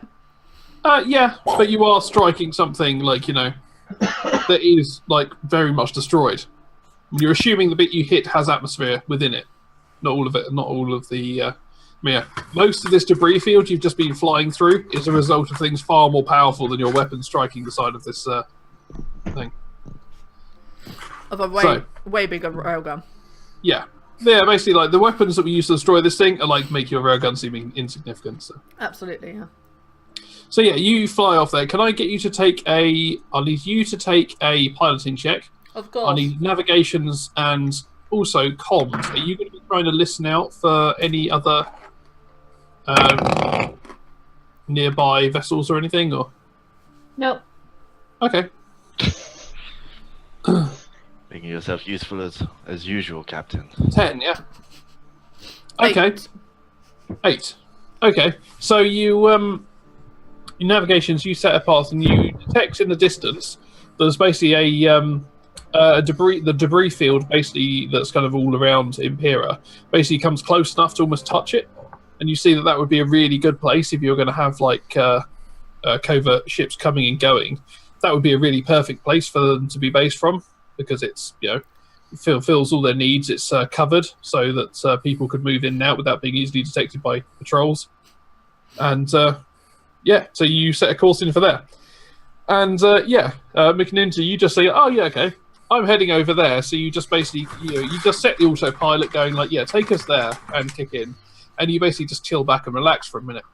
And comms isn't you're not checking for any nearby ships or anything, are you? And navigations, you got a 10, didn't you? Okay, so yeah, you know the way there. So while you're there, can I get Rex? Can you take a perception check for me, because you're not currently involved doing anything else? And Winston, you're not doing anything either. You can take a perception check.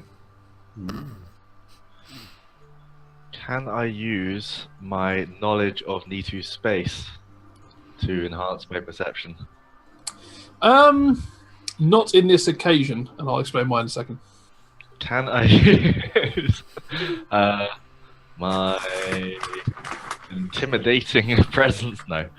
Can you intimidate the universe to reveal its secrets to you? Please do that. Please allow him. It'll be the funniest thing.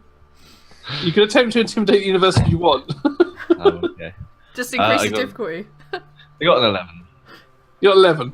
Okay. You as you're going along there, you notice this this flash reflecting off the panel in front of you, and you glance back. You glance up and you see some like a kind of a shiny object spiraling rapidly towards the vessel.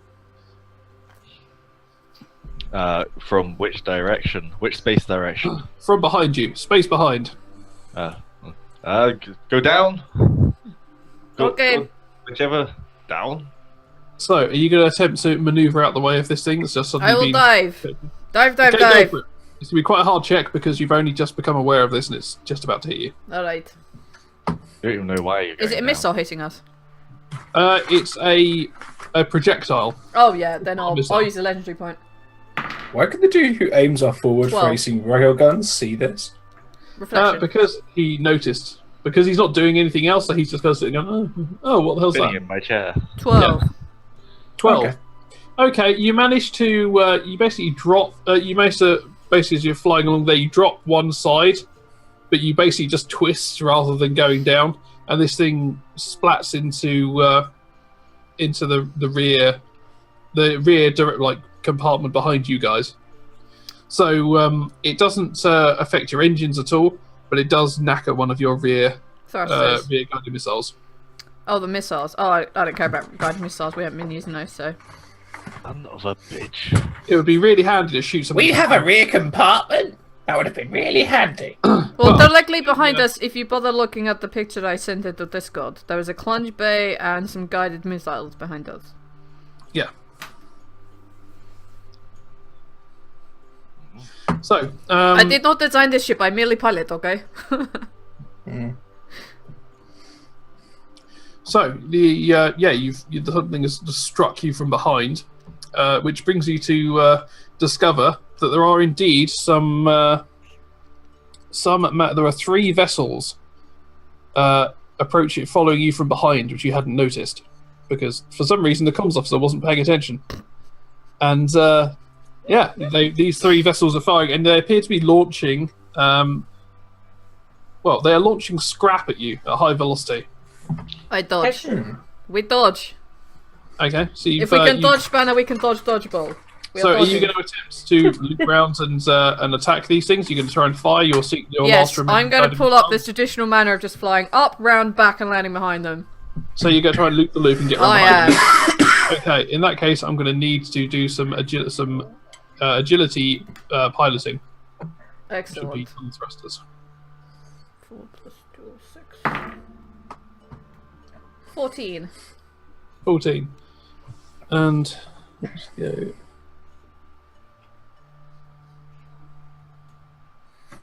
I don't know about you, but I'm going to put my helmet on. You do not have faith in me. This makes me very unhappy.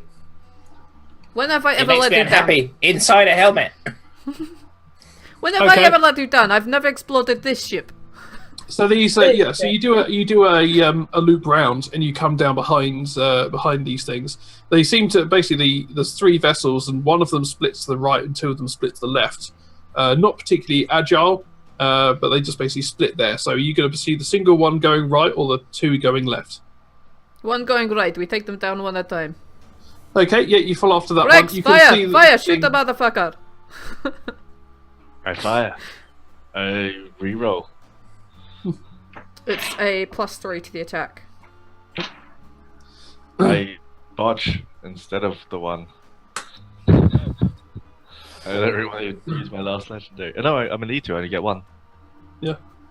And I just okay, so you botched the firing, did you? Okay. Yeah. Oh, originally I didn't, but now I have. Okay, so you go to fire, but one of the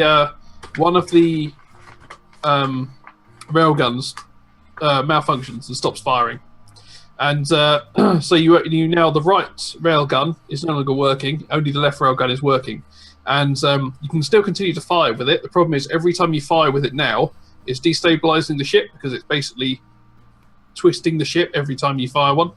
So this is going to make piloting checks a lot harder while engaging this weapon. Dick. It's the ship, it wasn't me. Bad workman tools, etc., etc. Yes. And during the because you weren't expecting this, you've been thrown off your party. You've now basically the one you were following has now managed to loop round to your side now. So basically you've now got these 2 to your left and this 1 to your right.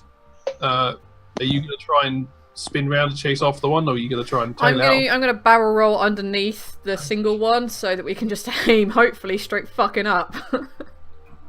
Okay, so you're going to try and loop round underneath it, and so basically rather than doing a barrel up, you're going to barrel down and kind of loop up underneath it. Yeah. Okay, so I'm looking up at the underside of the ship. I'm literally aiming at the soft spot underneath the ship, not that it has one. But... That's going to be quite a difficult check, but go for it.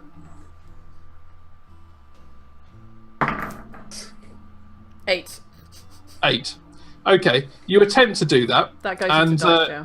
And you start performing this maneuver, but before you've lined the beads up, Mr. Rex there gets overexcited and starts blasting away again. What the bloody hell? And it basically just knocks you off your course again, and you basically just end up blasting some of this debris field. You fire when I say fire! By this point, the other 2 vessels have managed to get round behind you again, and are now going to be shooting at your vessel again. So the first one completely screws it. The second one manages to get a good hit. Oh, God. And it manages to impact into the...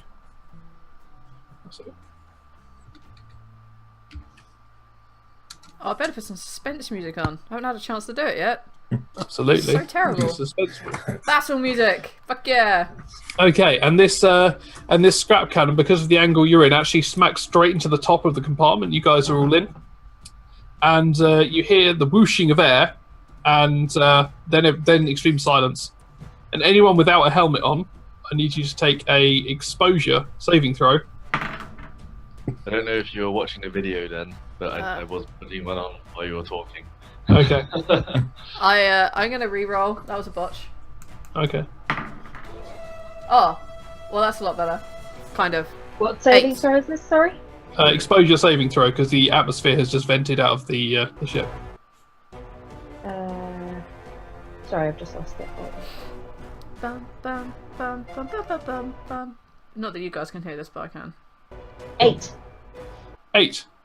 Okay, yeah, you as soon as this thing, you just immediately lose, like, you immediately all the air is sucked out of your lungs, and you're trying to struggle to get your helmet on, but you basically weren't prepared for this. You were kind of like doing critiquing with your comm system, so you basically try to scrabble to put your helmet on while you've also lost atmosphere. So you start blacking out while you're doing this. Okay. So next to you, I believe is. Was that either Tok Tok or Rex is next to you? Which one wants to be next to her? Rex. Okay, Yeah. Rex, you're next to her. Do you want to try and assist her with putting her helmet on because she's basically blacked out while attempting to put this helmet on? Do I have time to draw a dick in her head before she dies? If you wanted to leave the helmet off, you could probably you've got claws. Oh. You could probably just scratch it into her head. Like, Sorry, my glasses. I'll put the helmet on her head. it's funny. You just look really startled there. Is that better? Kind of. The way the lights kind of Constipated, going maybe. It's the part way down the nose, glaring over the top thing. If you want to be angry. So, Rex, are you going to try and assist her? I will try and assist. In that case, I'm going to need you to take probably be a tech use check. See if you can get her helmet on. What? Okay. Because she's got to reach across and attempt to engage her helmet. Tech use. I imagine it's probably like trying to tie someone else's shoelaces for the first time. It's something you're used to doing, like a certain orientation. Because you've got to kind of reach across the consoles in between you and reach your helmet and secure on someone who's not directly in easy reach. Got a 12 anyway. 12. Yeah, okay, you managed to get the helmet on her and secure it. She's unconscious for the moment, but she can now breathe again. So you'll be waking up shortly. Okay. That's the problem with these sorts of things. You can't just slap them to wake them up. You're wearing a helmet. Yeah. Shake their helmet. Wake up, bitch. Ah. Okay, so McNinja, you've Flashes against Go on, helmet mate. and cracks open. okay. So again, you are. This is a bit more concerning because now the pilot's also blacked out. So, Ooh. in that case, Tuk Tuk, you're next to the pilot. Do you want to reach over and attempt to sort her breathing apparatus out? Yeah, screw it. Why not? I am going Else to we'll attempt. all die. That's the why not. I'm going to attempt to. Yeah, I'm going to attempt to do that. And if it can be ruled that I have even one hand spare, I'm just going to like take my opportunity to grab the steering yoke and just like spin it or something. Okay. Just for the sheer joy of it. I've never been allowed to touch it before. The question is, are you going to do this before or after you try and help her put a helmet on? No, he has 4 arms, so he can do it with one Yeah. arm and then put the Yeah, helmet no, on at the the same point time. is, you're trying to reach across the console and put someone's helmet on. You've also gone into a barrel roll, giving you enormous centrifugal forces to not assist you in putting on a helmet. So the question is, have you knocked us into an uncontrolled barrel roll before you attempt to put a helmet on for her?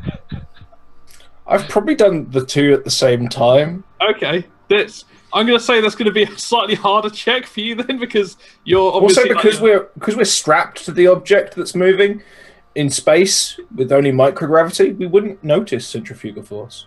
you still would if the device you're in starts spinning, Yeah. because you'd be strapped into it while it's spinning. We'd be spinning at the same speed.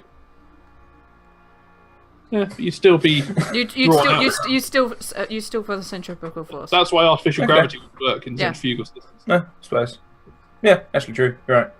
Yeah. Okay. Yeah. So I'm reaching across, and I imagine while I'm doing this, like, I've got like my 2 lower arms, like to try and like reach over. Yeah. Like 2 lower arms bracing me, and one of them just ends up grabbing the yoke and spinning us. Yeah. Later, I'll go like, "Yeah, I got to fly the ship." But at the moment, I'm just like, "Ah, fuck!" Yeah. But yeah, tech use. Oh, I'm good at this. It's an 11. Okay, cool. You it takes you a bit longer, but you do manage to get the helmet on there, and without Oh wait, I can't be knocked out. Oh, can't you? No. In that case, excellent. You've basically just your tongue swollen, your eyes have been bucking out while you've been exposed here, and it's taken you a really long time to get this on. So, as you have, I assume if she can't pass out, it's probably just a blackout then. You haven't lost consciousness. You haven't lost consciousness. So basically, you just got locked in syndrome, where basically your body's functioning because you haven't got. I think I'd like my arms to be flailing a little bit, trying to get my helmet, not having any idea, and feeling these 4 arms come near me, no, get away from the yoke. No, you will not touch it. You did it. Oh, you won't, because it's in space. Yeah. Okay, I just see drool leave your mouth. So each of you two take 10 points of damage. Oh. Each of us?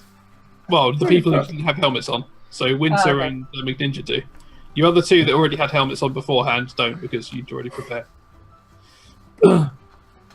It is okay, I am excellent medic. Okay. So anyway, you basically at this point your ship is basically in a barrel roll careering towards the surface of Impira, and these 3 vessels are pursuing you, firing scrap at you still. Okay, I need to gain control of the ship. Okay, so I completely shoulder barge Tok Tok out of the way, and I'm going to grab the yoke and try and get us at least to land safely on Impira, if nothing else. Okay. But if not, my plan is to basically skim it and fly off. I'm going to use a legendary point. Seems like ridiculous overkill for them to chase us down when we're spinning. Clearly, we're all dead 14. in an uncontrolled spin. 14. Okay. You manage to get yourselves out of this barrel roll, but you're heading towards Impira. You can spot there's a so on the side you've basically got this open bay, which you think must have originally would have been probably used for docking. You reckon you can probably angle the ship into there and possibly try and kill some speed off or crash in a more controlled way, or at least crash into something less of a kind of rather than impacting like that into the ship, you can kind of go into the bay and at least kind of skim it rather than going into a perpendicular. Okay, I'm going to attempt to do the skimming thing. Okay, yeah, so you managed to edge it into there, and then can I get you to take another piloting check to see how well you can kill your speed off and whether it's going to do damage to a vehicle? 11. 11. Not a bunch, just 11. Yeah, so that's not bad. You managed to bring the ship in there, and you do have to kind of to kill off the speed properly. You do have to skim it along the floor, so you are basically grinding along the floor here. You can kind of hear the screeching of the metal, and you can definitely hear bits kind of peeling off the bottom of the ship as it's basically kind of killing off its speed. But you do manage to bring it to enough of a standstill that, combined with the thrusters and the engines, you can actually bring it to a dead stop. So this basically, looking out now, you can't really see anything in this bay. It's all basically full of vented gases and exhaust and bits of your ship and Imperial itself, which have basically been sparking and catching fire from the friction and terrible forces you've exhausted upon it by grinding against it. So this entire bay is basically now filled up with effectively mist and is now very obscured. But you guys are now in Impira, in a ship which may or may not fly again. But you're alive. I turn around and punch Tok Tok on the arm. What did you do to steering? You fucked our ship. I didn't do anything. I saved us. No, I saved us. If I had not grabbed controls, we would not have landed. We would not be alive. I saved us. And you! And I'm gonna look at both Tok Tok and Winter. You two are on comms and navigation, and it takes our weapons officer to see a reflection to realize we are being followed? What kind of people am I working with? Really? This is why we almost die. Incompetence. Yeah, thanks. You signed up for this ship. I did. And I did not realize my captain is a cretin. It's not my fault you put the mechanic on navs. I You're didn't all ask to be useless. captain. You did. You were like, No, I please didn't. call me Captain Winters. It was the very first thing you said to me. And you're like, No, hey, it McNinja. I was wasn't. like, call me Dr. McNinja. If I have to call you Captain, you're like, okay. No, that's not what I said. That is exactly what you said. I said, hi, I'm Winter. You said, Captain Winter. Excellent. Like, what? No, I disagree on this. this is what If I you had said. legendary points to make this so, I would, but I cannot. I have a legendary point to make my thing so. No, you do not Is have that- to. You do Are not you have spending the legendary point to make it so? to. You do not have to. You've already used one. I only have one. You're a good point. I can't do it. Alright, never mind. We are at stalemate. But I need to heal. I am exceptionally unwell. Thank you for saving life. You're welcome. No, I'm looking at Totok, not you. At the It's moment, fine. you guys are still strapped into your ship. I'm unstrapping Which is myself from the pretty ship good. and grabbing our Okay. medkits. My Okay. medkits.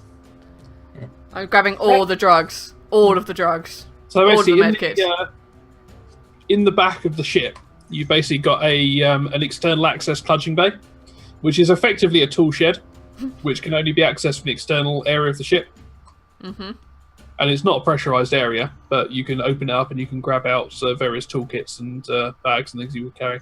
I'm just grabbing my medkits because I don't care about tools. Okay.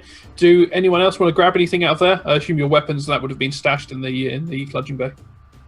Yep, I'll obviously grab my weapon. Our weapons would have been in the clutching bay. Probably, unless you were carrying them with you. But so you were Yeah, basically stashed into a very small car. So if you've got something like a long rifle, it would be very awkward to try and stash that in the compartment with you.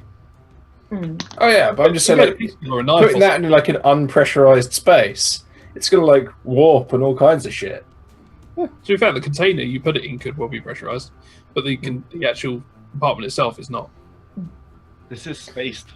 I wouldn't put my tools in an unpressurized compartment. Why That not? means you have no control over what temperature they are. They'll warp and twist, and all of your delicate instruments would be fucked up. Yeah, you would, unless you go directly towards like a sun. Well, which is what you spend half your time doing But, in yeah, but it's space. basically pretty cold. It's direct bombardment by radiation. Things Yeah, get very hot. radiation, but it won't. Oh, it should be Okay, fine. there is still it's still enclosed. It's not like open to space. Yeah, I mean, like Interesting. pressurized and unpressurized has nothing to do with the temperature. Yeah. Well, actually, no, it's technically it just, that does, the, but it's just that the seal around it isn't actually Yeah. airtight. It's literally just like a door which you basically either way, I think this makes no sense for story. You keep the things where you want them. Anyway. I pick up my normal tools. I just have like a big ass tool bag. I turn Just, to like, Rex and sling it just over the say, shoulder. thank you. Rex then is walk away. MVP. Yeah, Wait a this minute. is MVP. Also, we. Also, Rex, I like the dick you drew on our helmet. What dick? It's like here. Hey. Don't you worry yourself. It Okay. means something else in D2. Anyway, I guess we've selected our spot. Should we go exploring? Mm-hmm. I would like to find somewhere where I can practice medicine upon myself. Okay, so first stop, then I guess you want to find somewhere pressurized. Oh yes. Yes. Okay, so yeah, you step out of the, you bust out your of the ship. I'll say yes, you can still use the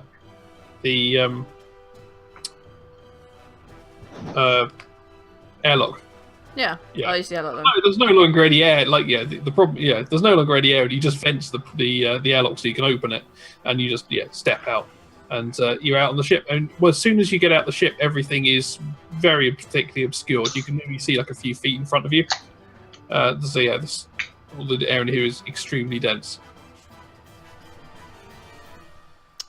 I'm just going to be finding somewhere with pressure. Okay. So in that case, can I get you to take a perception test? I guess as you're wandering around. And anyone else? Can who's I wandering use around my find- knowledge of pressurized and ships and the fact that we've been in space for so long to enhance my perception. Yeah, Like, you could I use wander it. towards a place that looks like may possibly be a door to an airlock, rather than, I'm going to do it right here. That kind of thing. Yeah, you can try. So the problem is that you're not familiar with this particular ship, and you can't see anything in front of you because Yeah, of misty. Okay. So, Can I use my and you knowledge? don't forget you crashed, you didn't land. So it's not like you landed in the designated area. You just basically smashed your way into this cargo hold. 15. 15. Okay, yeah, you managed to you work your way over to the edge, and you find the wall, and you basically work your way back towards the other end of the cargo, towards the back of the cargo hold, because you're aware that the door would be somewhere in this area. And after about 30 or 40 seconds, you come across like a hatch, which is one of those ones with like a wheeled hatch on it. I'll unwheel it. Okay, you unwheel it, and it swings open into a small airlock. Is it big enough for the 4 of us? Yeah, you can fit 4 of you in. It's a bit of a squeeze, but you can do it. Oh, what's the name of our ship anyway? The Marble. The Marble.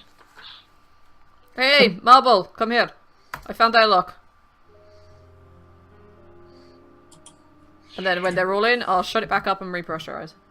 Okay, yeah, you as you bring it back up, there's a once you close the door, there's this flickering yellow light which comes on, and underneath that there's two buttons. There's a green and a red button. I assume I hit the green button.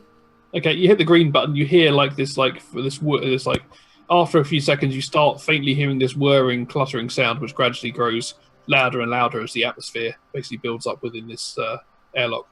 And then after a few seconds, it goes out, and the yellow light turns to green.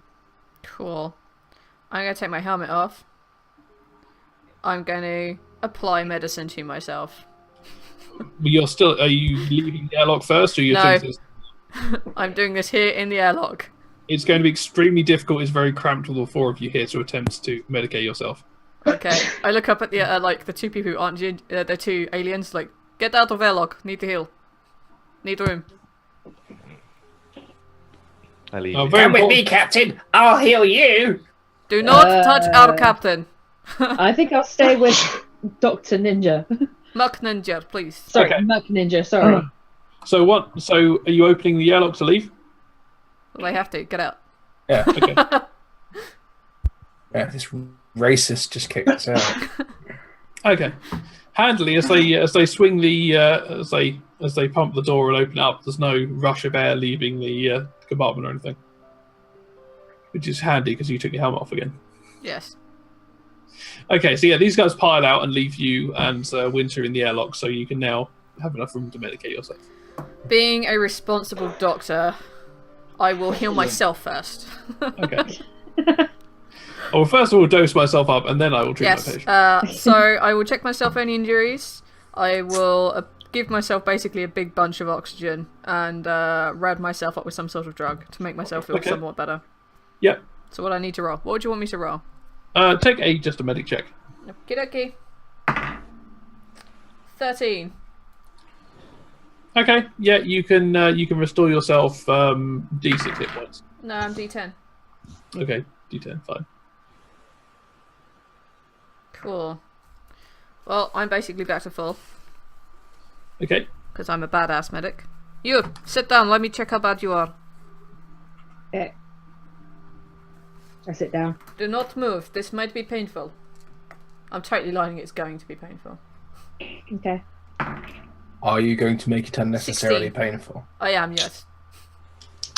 On inspecting her, you can basically see that her eyes are really bloodshot and rimmed, and lots of flesh appears to be kind of bruised from where the depressurization against the skin. I apply some witch hazel. I give her some oxygen. And I rad her up with something. Okay. Also seems to have suffered some Jeez. frost damage to the outside of her skin as well with a cold air. I put my hand against that cold area for 30 seconds. And I lay my hands against the cold section of your face. And I will restore healing of 17 hit points. Excellent. I'm I got completely max. healed. Got max. Nice. Also, I have Lay an those extra hands +2 on. because I have healing touch. Cool. Cool. I'm completely healed, and then some. You are most welcome. I apologize for being a bit of a dick, but you almost got us killed. Please refrain It's from this in okay. future. I will try. I appreciate that. Good work, Dr. McNinja. Thank you, Captain Winters. We should go find the others. I suppose so. Cool. We could just kill them. That is option, yes. That is option, yes. Okay. We leave them here on their own Impira. They'll never see it coming. Yeah. The airlock's open, guys. I'm just here. I am joking. We can hear you. You do know that, right? I am joking with you. You are so We're close. joking! We're joking! I give her like. The funny thing about there being air is that we can hear you. Okay. So you step out of It's the not airlock. a joke, You can Tuck. have a look Come around, on. yeah? So you guys going to go and explore around this area inside the airlock? Yes, we are. Yes. Are you keeping on your helmets or taking them off? I'll put my Keep them helmet on. back on. Okay. I'll say if you put your helmets on, it will slightly affect your perception abilities because obviously you're seeing through a sheet of glass, and also it'll dampen your hearing slightly. But Perhaps does they mean- didn't hear us then if they had their helmet still on. in fact, you can still hear. It's just it's not as clear as without having them on. Alright. I'm going to put my helmet on because my perception is not great. It's in fact 1, which is hilarious. The fact I get to see everything and you guys haven't. Chok's going to take his helmet off Okay. because he's been wearing it a long time and he's probably starting to get worried about his air supply. It's true. That's fine. I mean, since the atmosphere or your ship got punctured, you've probably been about 15 minutes at this stage. So your tanks have probably got enough for like an hour, say, on them. So yeah, you've probably got about another 45 minutes on if you put them there. If you put them on before that, you're just going to have it less. I think you guys put it on before the dogfight started, so you guys have probably only got about 20-30 minutes of air left. I'm definitely taking my helmet off then. Yeah. Okay. It's fine. I won't put my helmet back on. I'll Okay. take mine off.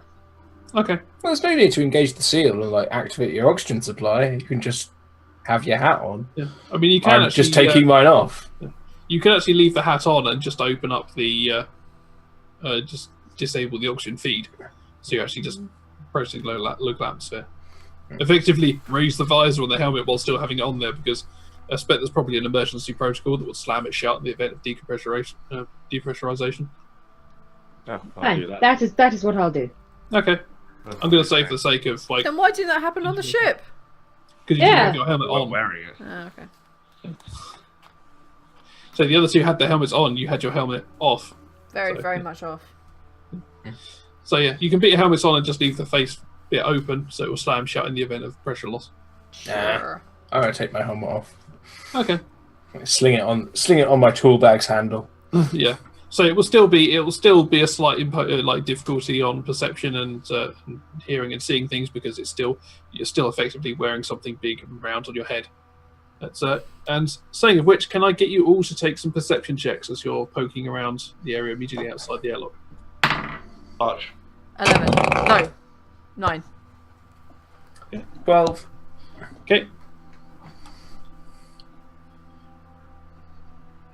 And Winter? Hold on.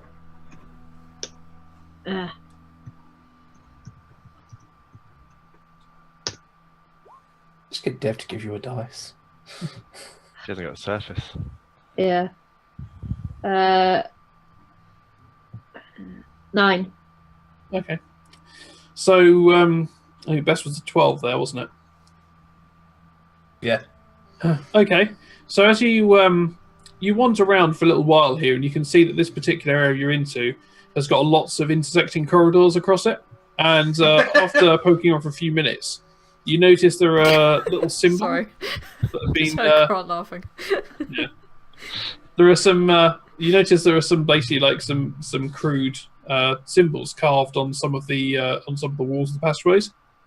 The first one you see is basically like it looks like a brown monkey, which has basically been like painted on or scratched into the metal. Hmm. Another one has got these has had crude red scales painted on it, and other ones have a picture of like a some kind of like a crowbar carved on some of them as well. Do we have a crowbar? No, it's just like a little kind of carving or like painting on the wall. Okay. But you notice these tend to be intersecting corridors. As we look around, are there any signs on the walls, like old signs on the walls? Well, so, yeah, there probably will be like old, broken and failed like displays and things like that. Probably some old signs and things. Yeah. Yeah. Just Back like from when it was a functioning. Oh yeah, that's what I mean. Why wander around trying to work out what the new natives have put in when we can just like go, oi, Nitu, what's that say? Does that say cargo hold? Because that would be dead handy. Parade ground. Yeah, I mean, as I say, there are some old signs that they seem to label like the rooms as you go to them rather than actually having signs. Possibly because the structured layout would be too complicated to actually have signs pointing you to certain things. But as you go to, so each corridor will have like its own like designated like serial ID, so you can basically locate yourself around the station by the ID. You assume that the people here would have had consoles they could connect to or like use to navigate around if they got lost. But yeah, there are individual rooms have identities, and there is indeed a next to the door the airlock you came through. It does in fact have it has dock and then like a number next to it, like 57832 or something. Okay. All right. So we've located ourselves next to dock 57832. I assume like the corridor probably has some dumbass serial number. Can we see anything that looks at all like even a buggered console? Yeah, plenty of buggered consoles lying around. Excellent. Do any of them look at all recoverable? If you had a power source, you might be able to plug a console into it and have a standalone console. Of course, it wouldn't be connected to anything at the other end without any power. But you could always explore around to see if there is something. There's clearly power because the airlock worked. Yes. There are clearly sections of power, but the consoles themselves, most of them seem to be damaged at least to some degree. However, you reckon you could probably get them working, but whether the actual connection between these consoles and whatever they're connected to at the other end is still working. Oh, yeah. Because if there's any power failure at any row along between these and whatever they're connected to, then it will probably... But you can give it a try if you want to try and get one of these consoles back up and running. Yeah. I mean, if we can bodge a console back into life, we could possibly get a station layout. I mean, the whole station isn't here anymore, but it's a start. Okay, yeah.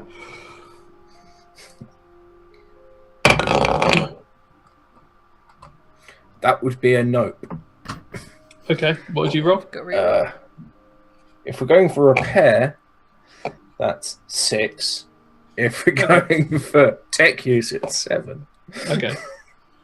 So you go to one of the consoles there, and you give it a go, tinkering with it. You spend about 10-15 minutes kind of trying to connect it, and after a few minutes, you kind of you connect some wires up together, and this loud pop and smoke starts pouring out the top of this console. So unfortunately, something you've done sort of overloaded it, or you actually connected the wrong bits together, and basically you burnt this console out. Shit. I think we need another plan. Anyone else got any ideas? Can I get you guys to take perception checks for me?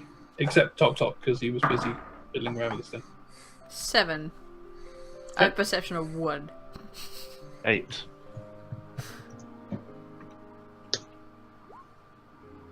Seven. Whoop. Okay. So yeah, what's the plan now? So we're in some sort of corridor? Yeah, basically the section you've been to is a load of intersecting corridors. You guys have just spent a couple of minutes wandering around them, and you've noticed these symbols carved on some of the corridors, and you've just been waiting around for 10-15 minutes while Tok plays with this console, which has then made a loud popping sound and filled the corridor with aqua smoke. Are there any Nitu signs in here? Yeah, Nitu signs that tell you what areas there are. So you've got like serial numbers on corridors, and you've got, if there's a room, you'll have like the room will have like a function, its name and then its ID. Alright, so what's the function of the rooms nearest to us? So there's a couple of offices, there's some utility areas. Mostly this seems to be, most of the areas here seem to be servicing this landing bay. Mm-hmm. So you've got some admin offices nearby. You've got a couple of utility cupboards. Right, I'll change tack then. Right, so we basically kind of crash landed into something in this area, right? Yeah, you crash land into a landing bay. Okay, so we need to backtrack. My theory being that if we backtrack towards where we managed to crash, before we managed to land somewhat abruptly, there must be loading bays near to this. It makes more sense. No point being a holding or a cargo bay in a place which is not accessible by big ships. We must go back to there and see if we can find other ways in and see if we can find bigger doors for loading. Makes sense to me. Okay, so are you going to try and get the ship working again so you can fly out, or are you actually just going to walk out? No, because if it's a landing bay, the landing bay might have cargo bays attached to that, so we need to go back to the landing bay and check around the landing bay for other ways in to this building. Okay, yeah, so you're going to go back out into the landing bay. Yep. Okay, so you... To be fair, the cargo bays, like the interior like cargo stuff, you need to be able to get to it from inside as well. But we don't know the layout of this place. We don't know how it works. We know that there must be doors or cargo entrances or big airlocks from the landing bay into that. We don't know how it works inside here. We could open the door on the right and that take us to an office, or it could take us to the cargo bay. We don't know for sure. But they're labelled. Yeah, but we can't read them, and he doesn't seem to. The only things we have a around Nitu with us. The only things around us seem to be these utility cupboards and admin offices. So we're Yeah, either but on the like, wrong side. if we literally walk out the airlock and turn left, and everything on our left will be the room in between us and the cargo the landing bay, and then we just turn left at the next corridor that we can see going that way. Sure, because I don't actually know which way we turned when we walked in. No, it's just theoretically. Then if you keep turning left, you'll have gone all the way around the cargo bay, the landing bay. Which is until you come to a wall. Goes outside. Yeah, I would point out that this place has been destroyed, so there are certain doors that don't work. So, in theory, in a perfectly working environment, that would definitely work. But you'd have to kind of work your way around destroyed or malfunctioning sections. So it would be very easy to get lost doing that. You're heading in straight direction. You're literally going straight, taking one corner and going straight again. So there are many variables we have inside. There's exactly one variable when we go into the thing, whether or not it is into the cargo bay or it's into a corridor. Oh yeah, true. There's a 50-50. I'm just saying also there's the time and us dying instantly thing. Well, we'll have our if we helmets run out of air. Oh, can't take that bloody long. We take that bloody long, we walk back into where we know there's air, restock our air, and then go back out and start again. But the kind of going back to a cargo bay, I think, would be the smartest move. We spend a lot less time mecking around, and we don't know who is here. Okay. Sounds like a plan. Okay, so you're going back into the cargo hold again, yeah? Yep. Okay, yeah, so you stick your helmet on, step into the airlock, and the cycles you back through, and you step back into the cargo hold again. So, when you're out back on this landing bay, it's now cleared a bit more because the gases and things from your ship crashing in have now dispersed out into the wider area. So you can now this area is pressurized? No, this is the external space. If there isn't pressure, there wouldn't have been any mist or anything around. That would have been vented out ages ago. That would have been completely clear. It would never have been there to obscure our view. Well, it was more from the fact the ship had crashed into the bay. Yeah. So the bay was full of the basically condensed vapor and things. Yeah, which but was now. Yes, what I'm saying, that would have vented out pretty much instantly. Well, it would have been cleared if there's no atmosphere here, if there's no pressure. Yeah, true. So But then this again, place it has would to be still. pressurized for that to work. Well, it would still stay there for a little while. It's it was in a semi-confined area because you're basically in a rectangle which has only got one open area. So basically, you crashing in there filled this whole thing up with vapor and gases, which is then vented out into space. But it didn't immediately just, like fire out. Okie dokie. Just assumed the ship was continuously giving off vapors and shit. That makes more sense. Yeah. Anyway. Right. We don't have very long. Yeah. Hurry. So you step out, and now you can kind of look around, and you can see more clearly around this cargo bay. So you've stepped out, and we'll say that you've come out. Say as you came looking into the cargo bay from outside, you basically took like the left doorway. So you've come in, and from where you are, if you look to your right, you can see out through the main doors out into space. And to your left, at the far end, there is a large closed door, which you assume would lead into some kind of cargo hold or storage area. That looks more like cargo bay. Go there. I'll stomp over and I'll open the door. Attempt to. Yeah. Well, so the door is basically like a gigantic opening. Mm-hmm. So this door is probably 20 foot high and 40 foot wide. I want to find whatever mechanism means I can open it. Okay, so there's a console over in one of the corners, which doesn't appear to have any, doesn't show any signs of life on it. So you can attempt to get that working again, or you could try and look for a manual override Press the power button. thing. There is no power button on it. Worth a try. Oh, come on. It's a piece of niche technology. It's probably got 5 or 6 power buttons. Tok, you seem to be best at technology. You try and get this started and we'll look for manual override. Too bad. I disagree. Okay. Can I borrow Rex? He is not mine to borrow, but sure. Okay. I'm just like, I can't read that. If I can get anything working, I still don't know what the keyboard says on it. I'll tell you what, you two do that, and me and Winters, we will try and find manual override. Yeah. Okay. Okay, Sure. so I need Rex and Tok to do a repair check, and Winter and Ninja to do a perception check. I would like to argue tech use. Okay. It is I'll take technology that. we are looking for, and we are in space. We would be Yeah. aware of what this Okay. is. Tech use, okay. 13. 4. I can argue all I want, but I 11. do not have the stats. I got a 4. What did you get, sorry, Winter? 11. Okay. And Rex? 10. 10. Okay, so Tok and Rex, you managed to bring some life back into this console. It takes you a while, though. It's probably taken you about 10 minutes to bring this console back to life.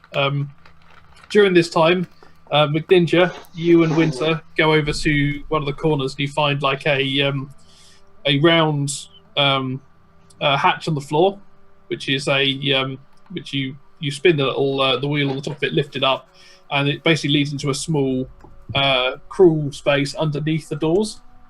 And if you are you going to step down to those and explore? Sure. Okay, you go down to explore the area underneath, and you find basically like a big red ratchet, almost like a wrench kind of in the wall, which is like a ratchet Big system. red wrench. Yeah, big red ratchet system, which looks like it might be a manual override for the door. But it looks like it's designed to be used to close the door in event of emergencies, not to open it.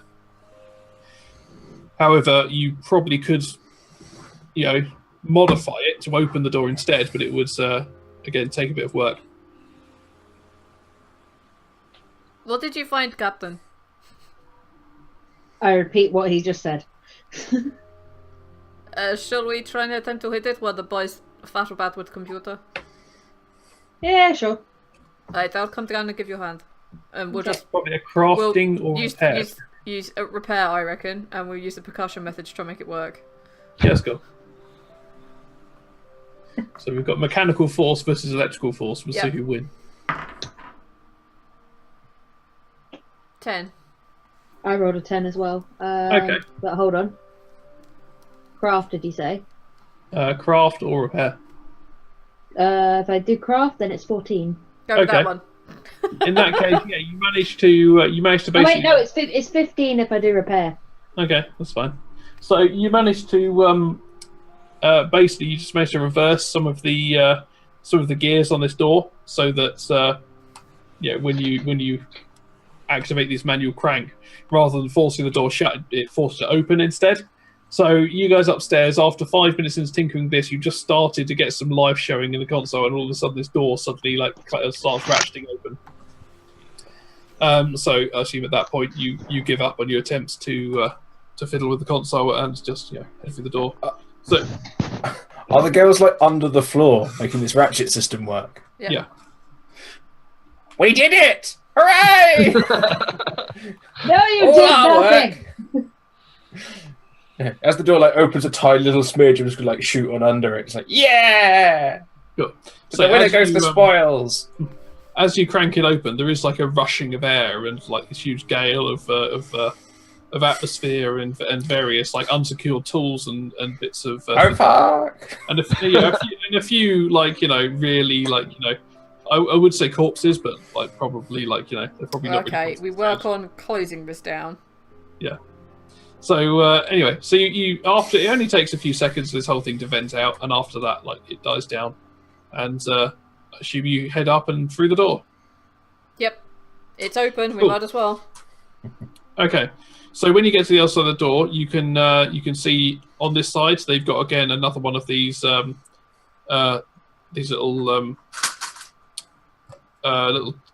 opening canister things in the corner, which you can climb under the floor and seal the door behind you if you wish. Sounds like a good idea. Is there much point? All we need to do is secure place. Is this 5 kilometers? Yeah, this is a big old cargo hold. Yeah, this would definitely be big enough. Is there anything in it? Yeah, there's lots of old boxes and old cargo crates and things. When you assume this wasn't, it looks like a lot of them have been broken open and things, and they're obviously not in top-notch condition anymore. A lot of them are damaged and burnt and things, but it doesn't look like it would be too difficult to move them out of the way. They are basically just storage containers. Right, so what do we need to do? We managed to find an area that is 5 kilometers. What else was on our checklist? There were 3. It was not obvious.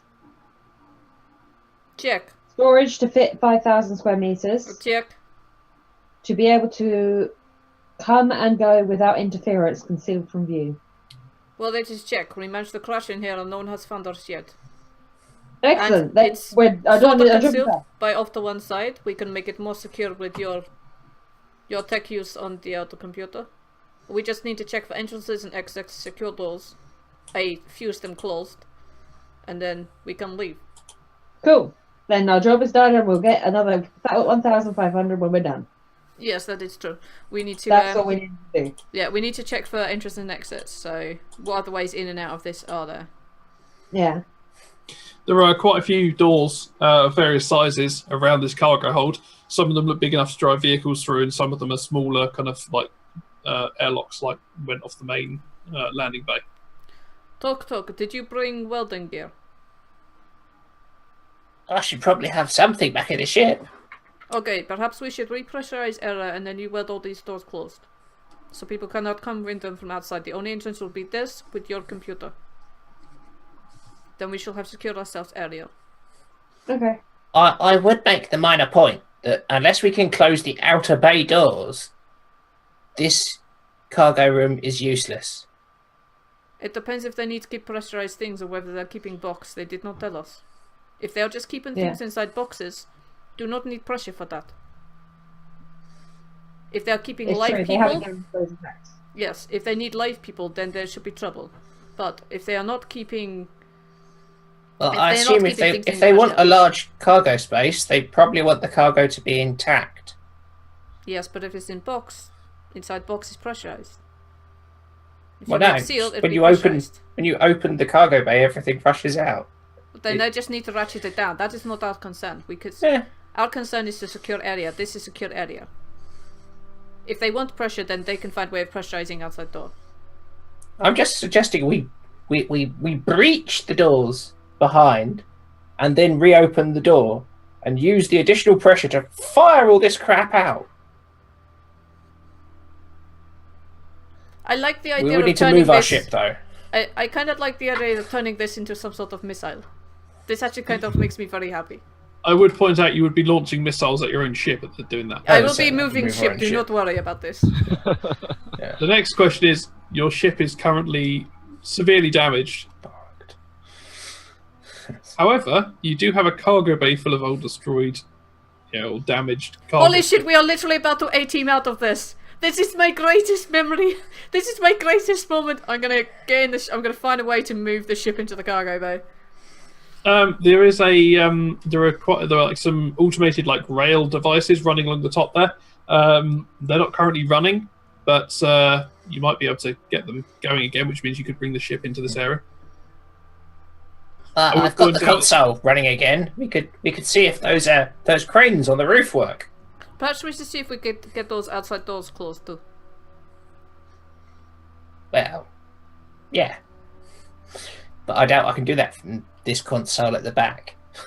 Well, we have plenty of tasks. We have welding doors closed, we have making ship repairs, and we have attempting to close that outside door. There are plenty of jobs for everyone. We should all work to get this done. I would point out that at this stage you've probably been about 10 minutes since you re-entered the cargo hold. So those of you who had 20 to 30 minutes of air left, you're now down to 10 to 20 minutes of air left. And I'm nearly fucked. I need some air. Excuse me, I need to go and get some air. Yes, that's pretty much all we have to do is keep going in and out of airlock, retopping up air. It doesn't matter how long it takes us to do this. It depends how long it takes someone to notice we're here. Well, let's try not to make too much noise, eh? Yes. So what's the priority? What are you going to work on first? Oxygen. Yeah. Okay. Everyone tops up their oxygen first. Yeah. Okay. So you want to go and try and find some kind of oxygen unit. We don't need to, we can just stand in the air. Yeah, just literally void the horrible, rebreathed air from our suits. I mean, it would only buy us a few minutes, but it's worse. Okay. It's worse if you don't. Yeah. Okay, I'll say that you've got some basic kind of recharging scrubbers, which can give you about 10 minutes of air at a time. But you wouldn't be able to retrieve your whole hour's worth of air without finding some kind of compressed oxygen to use in the suits. In that case, I suggest that our priority be to close that exterior door. Then we can pressurize both of these rooms. Okay. Good plan. Yep. Yeah. Then we can continue working without worry. Okay. Are the oxygen bottles on our suits removable? Yeah. Makes sense for them to be. Right. Doc, Captain. Me and Rex need to borrow your oxygen bottles. No. We need to go out there and close the door. Yeah. I need to work the tech and I need him to read what it says. Yes, and if they have to keep coming back every 10 minutes, it will take far, far longer. Okay. I give my bottle of oxygen. I mean, you and I can attempt to work on console within the pressurized area. Perhaps we can make life easier for ourselves. Perhaps we can get other things online whilst they are doing that. Good plan. At the moment, both the cargo hold and the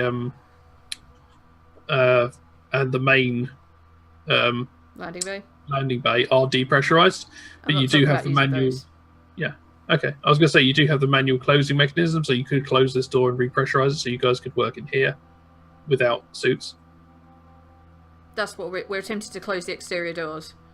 Yeah, I meant the interior ones between the cargo hold and the landing bay. If you wanted to work in the landing bay. Okay.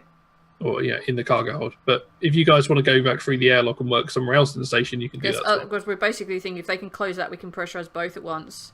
Yeah, you Otherwise, can do everyone has to keep going in and out every 10 minutes to try and close 2 sets of doors, rather than getting one closed and pre-pressurizing the entire place. Yeah. That's So what we're basically, doing. if you're gonna take Winter's air tank, then Winter basically needs to leave this area, go to somewhere pressurized. That's exactly what we just said we're going to do. Yeah. Cool. We are literally said that's what we're doing. So Yeah. I'm going to give my tank over to Tok Tok, and then, yeah. Okay, so you guys go back through the little airlock you came in through earlier, and you're back in the corridor with the little carvings on the walls and things. Can I get you to take a perception check for me? Sure. Who to? I assume it means Sorry, the Winter girls. and yeah. 11. Botch. 11. Okay. With an 11, you can hear the sounds of activity coming down one of these, or from several of these corridors. They seem to be the ones with the markers on them. Captain, I think we should be exceptionally quiet. I can hear people that way. I botched, so what do I do? You hear What? Soto. You hear Soto, but I'm telling you, there are people down there. Yeah. You hear nothing. You just kind of like stub your toe on the floor and Ah! You must be quiet, Captain. You will give us away. My start, fucking toe! you start also kind of like being a bit kind of you start kind of panicking a bit because you're basically stuck on a station. Your ship's knackered, potentially possibly beyond repair. You're surrounded by pirates, and you've just given your oxygen cancer to 2 people who have wandered off and who are, in your opinion, scummy aliens. So yeah, there's kind of quite a lot of stuff kind of wearing you down at the moment. So I give so, the yeah. captain a massage. You must be Oh, thank quiet, you. Captain. It is okay. So, I assume you're kind of hyperventilating and just freaking out at the moment. Just Yeah, take, pretty much. take a deep breath in through mouth or through nose. In fact, or the other way, it doesn't really matter. Just concentrate on breathing and feel a niceness Okay. of muscles being, massaged. You'll be fine. Everything is okay, Ah. Captain. Just be Cool. very bloody quiet. Right, Thank so you. jumping to the other 2 for a moment then. Bum chicka wow wow. You what, sorry? Doesn't Computech have bum chicka wow wow? I'll have a look. I don't think I have any mating music. Well, while you 2, I need to make a mating music playlist, don't I? Okay, Rex and Tok, can you guys take a repair or craft check to see if you can get this main hatch shut? Crit. Okay. Also crit. Awesome. Yes. So you guys basically go out to the main cargo hold, and you can actually, while you're working to basically recover this, you actually see there's a next to where this container is. There's actually what's effectively the Nitu version of a fuse box, which has basically been it hasn't been broken. It's been basically effectively it's been shut down, like rather than like tripping. Like someone's obviously actually gone down and actually performed a full shutdown of this system. You suspect it's probably like possibly the Nitu when the system came under attack. They went and shut everything down to prevent damage. But you realise that you can actually just restore power to this whole area just by resetting these switches.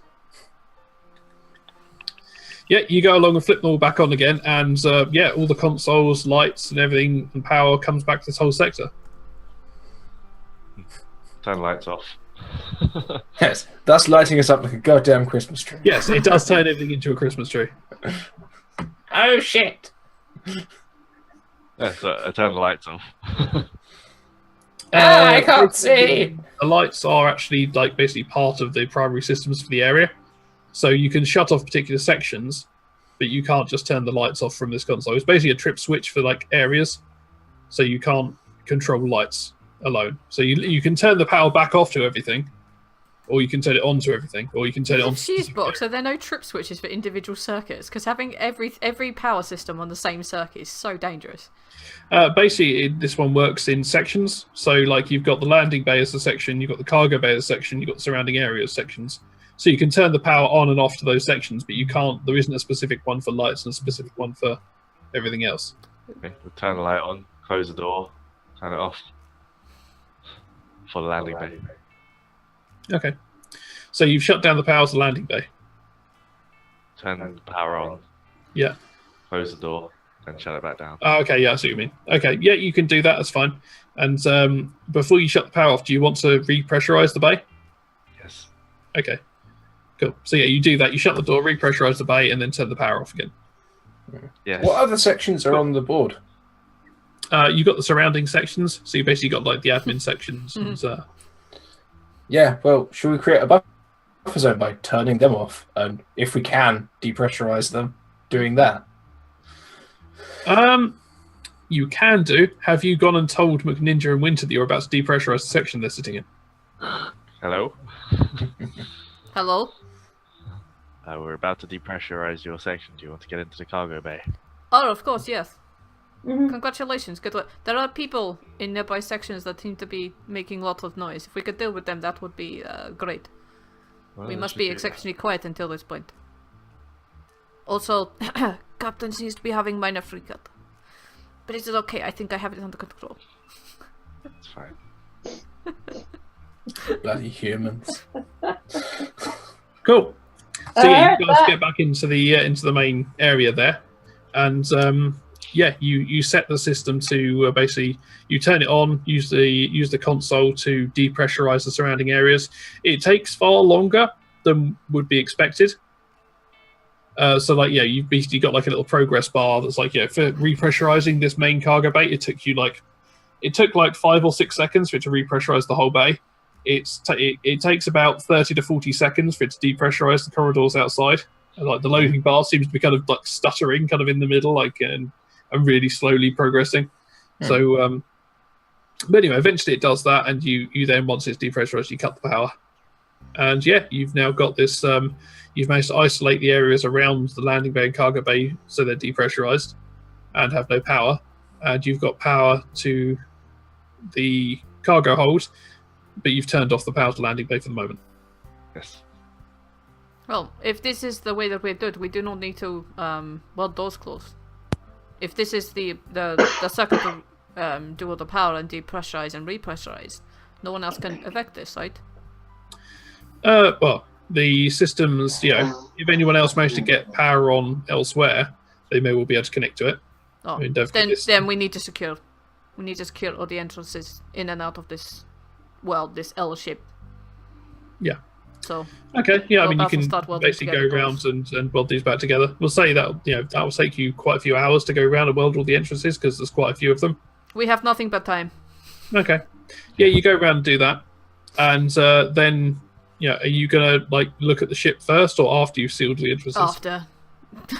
There's no point doing it first. So you're going to seal all the way out and then check to see if you need to go out and get anything? You said we had everything in the cargo bay. Or have you inspected the cargo bay? You kind of looked at it and saw lots of Jump. Yeah. You went and said, "Oh, look, we've got loads of packages in the cargo bay," but you guys didn't actually go and inspect any of them. You were just like, "Oh, look, lots of cargo." Okay. I think we were more on the lines of, oh fuck, we have no air. Yeah, that's yeah. the more important thing. Yeah. Okay. Now we have air. Okay. But anyway, I mean, that's just a. So you go around to console. You then look into these cargo bays, and you do actually find there's while these bits aren't like ship spares, there's enough bits that you can adapt from the various bits you find, and you can take apart various bits of machinery around. I mean, you've got like the crane, which once you've used it to pick your ship up and move it back, you can then disassemble parts of that. And I'd say it'll probably take you about 24 hours to finish all these operations. I guess you guys will be working in shifts. But after 24 hours, you've basically patched up your ship to the state where you'd be able to fly again. You've got atmosphere back in your cabin. And you reckon it will fly. It won't be pretty, and you don't know how straight it will fly, and you don't think there's anything you can do about the knackered systems and weapons. But we'll at least be able to get home. You should be able to breathe. That's the important thing. Yep. The good. Yeah, Breathing is the good shit. it is the good shit. Do we Cool. have any alcohol to celebrate this momentous occasion? Probably some cleaning ethanol. Do I have some really good drugs? Probably some paracetamol, ibuprofen, maybe. Oh, great. Maybe Doctor, I don't carry hardcore morphine. You might have a bit of morphia, but it depends whether you want to use your morphia on like celebrating or whether you want to save it for emergencies, because you did recently have to use some to like kind of patch you and your. Come on, guys. I think we know the answer to this, right? Yes. Are you going to Right. blow the rest of your morphine? So we mix the cleaning alcohol with the morphine and the ibuprofen. Yes. We have a good time for at least half a day, and then we go. Okay. We need to rest and relax. We've spent like 24 hours fixing ship and welding. Yeah. Okay. Fine. You guys. You guys do that, and then you We get high and fly home. You get high, jump into your ship. Yeah, I mean, if you leave the power on, it does like basically turn on some running lights outside, but it does also mean that you can open and close the bay from remote. So Why don't we open doors, turn off power? Because when people come back, we tell them how to turn power on. It keeps it more secure and safe. Yes. Okay. Yeah, that's fine. Or you can do we that. could break. We could have just Lights. broken the running lights Okay. and left it on. Yeah, that's fine. Yeah. We go Yeah, for you a, can do. we go Go for a little around. EVA trip and start breaking all the lights. Okay. Fine. like That will like take a you. Yeah. bunch of like chav teenagers. Ooh, there's a lamplight. Let's break it. Okay. Fair enough. It takes you a little while to do that, but yeah. So you spend a few hours out there breaking lights, and yeah, then you guys are free to roll. So when you get outside, the because you got the door you can now close, that now gives them the well concealed area. But the opening between basically there's like that 50-kilometer gap between the ship and the debris field. So that does leave quite an exposed area. Well, we For can't the- really cover it. Wherever we go in Imperia, there's going to be an open space between that and part of the debris field. There's nothing we could do about that. I mean, if you wanted to, you could create some devices which would create like electrical interference that would at least stop long-range scans from picking anything up. Or you could just leave it. I and just 100% don't have the skills for that. Yeah. No, Or you we may could not. just trust that no one wants to go to Impira because it's a terrible place, surrounded by terrible people. And also, as soon as we start putting things down like deterrence, people realise there's going to be something there. Yeah. Yeah. I mean, you've succeeded like 2 out of 3 of the objectives, so Yeah. It's that thing, you know. As soon as you put if you put 5 security cameras out, like looking at your house, people know you have something worth nicking. Hmm. At the very least, they know you can afford 5 security cameras. Yeah, and also 50 kilometers is a big place. I mean, we would have to be given like a lot of freaking supplies to put deterrence between there and there. I mean, it's a debris field surrounding Imperia. There's always going to be massive space between that and any place in Imperia. yeah. Yeah, I mean, you could probably wrangle that as a valid point. This guy's clearly rolling in cash. He can build his own shit. Yeah, we just tell him when he gets there, there's shit in the bay. Just throw it out, make your own debris field. We were Okay. in a hurry. Okay, so yeah, you guys head off out into the debris field. You don't see any more of those ships that shot you down earlier. Clearly, they thought they'd succeeded in their job and gone home for like celebratory beers. So yeah, what do you guys do now? Because you guys have run the blockade. So how are you going to get back to or leave the system? In a Can we word, carefully. Can we send a message Who are you sending a message to? to Gareth, or whatever his name was? To Gerald? Joshua. Joshua, that was his name? Okay. Yeah. I thought it was Gerald, but sent. Oh, sorry, it's Joseph. I think, wasn't it? No, Jeremy. Jeremy. Yeah. Sorry, Holy begin with fuck. J. Let us send a message to Jay. Let us tell Jay that we have secured a place and that he can come here at his earliest convenience and will need to pay us. Because we currently can't leave until blockade is down. Okay, so are you guys basically going to plan to just like chill out in the in this system until the blockade ends? There's no point not. Okay. We cannot get past blockade, we cannot get through Methering. Yeah. We cannot Yeah. force Methering to open for us, so we may as well chill here. No. Okay. So yeah, you guys are basically going to be running the outlaw life until the blockade ends, and you can go cheese out of it. Well, we we're about could to just, be you know, exceptionally rich. we could nip over to Ember, and it's in a demilitarized zone. I would like this. This is farming planet, yes?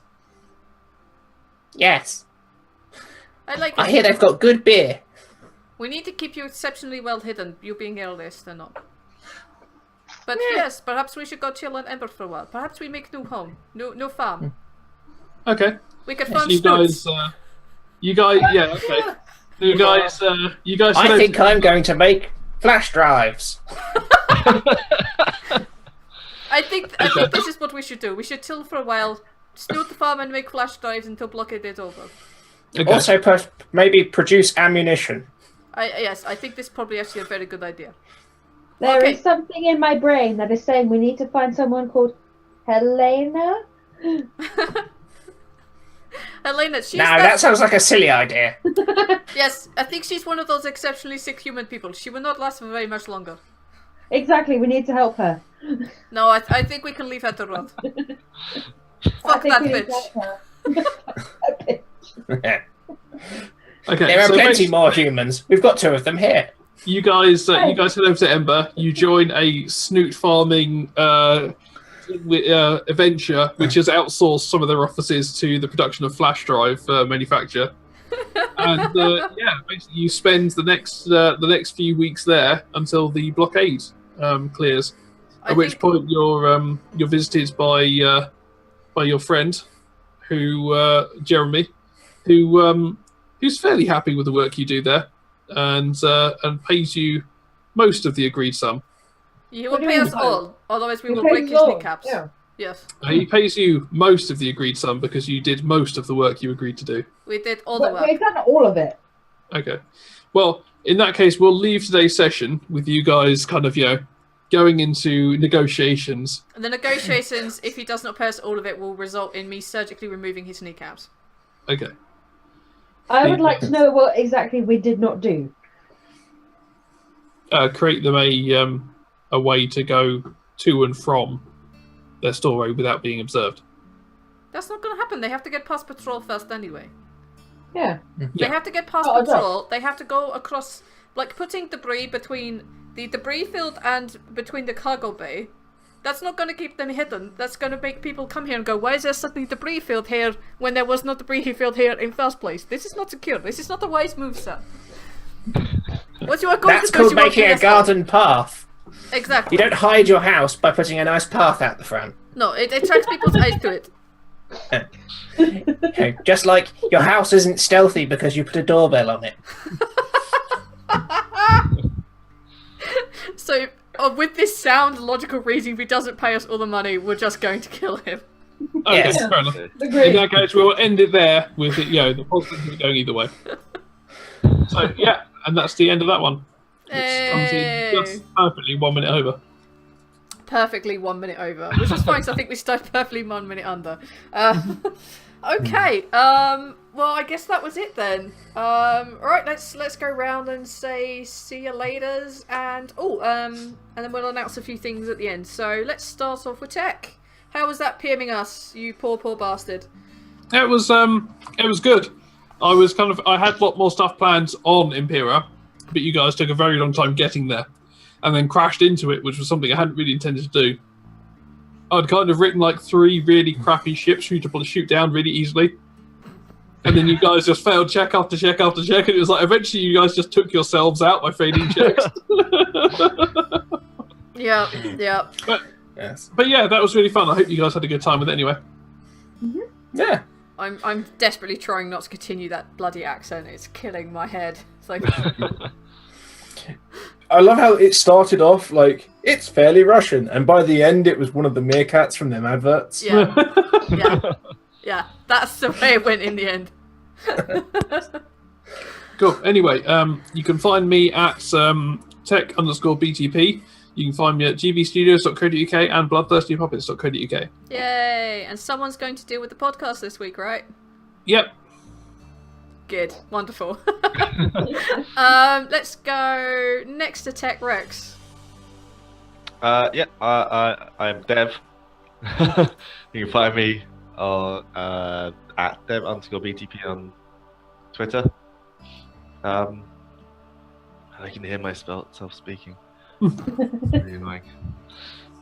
But yeah, it was good. Sorry, I'm very ill. Yeah. And my drugs have completely worn off. Yeah, it's I'm actually suffering. it's actually why we're, despite the fact we all could be here today, he's in quarantine. We don't want to make him most of us sick, so cough perfect Except on for time. me.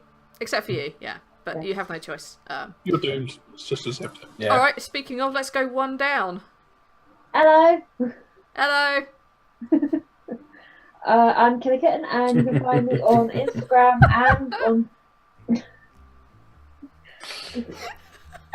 You have a dev peeking through the I know. headboard.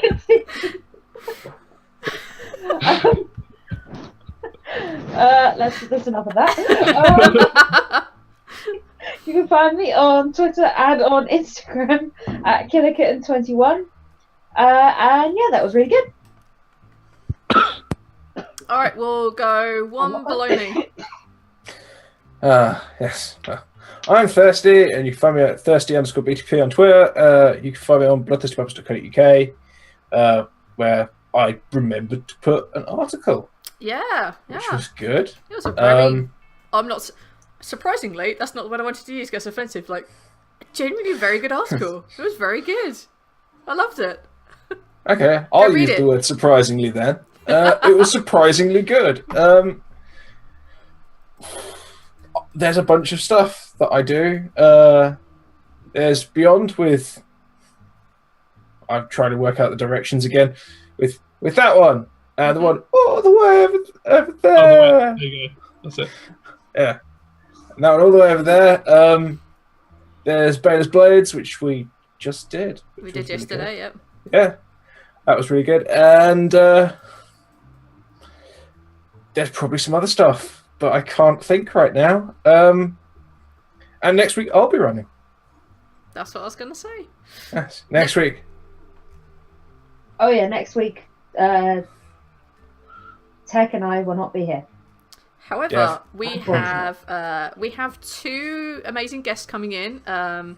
Roasty and Spanners. Spanners. Thank you. Roasty and Spanners are going to be here next week, who are friends of our Corone. And Corone's back next week. He wasn't here this week because he was somewhat busy. But yeah, we have two guests next week, so we'll be doing a similar setup with Zoom and whatnot. And do you want to quickly explain what kind of game we're playing next week? Next week we shall be playing a die-hard Brooklyn Nine-Nine Lethal Weapon spoof action movie thing. It will be fantastic. It will still be spiced. I've written all the characters already. And basically it will just be all of the silly 80s bollocks you saw in action movies rehashed into a buddy cop show for 5 people.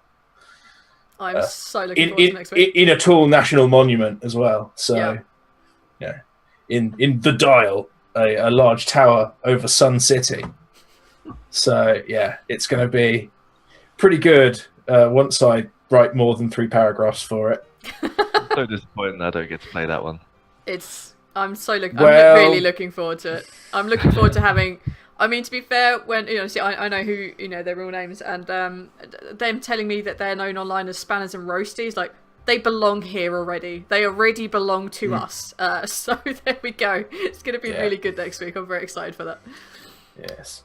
Okay, other than that, you can find me on Twitter at blood_BTP, on the website bloodthirstypuppies.co.uk. Again, I'm involved in a crap ton of stuff. I'm involved in the next 20 minutes starting on Skagga's channel, finishing off the one-shot with Rethix, which is going to be hilarious, where I play a vampire who's also a baker named Sparkles. It's the greatest game ever.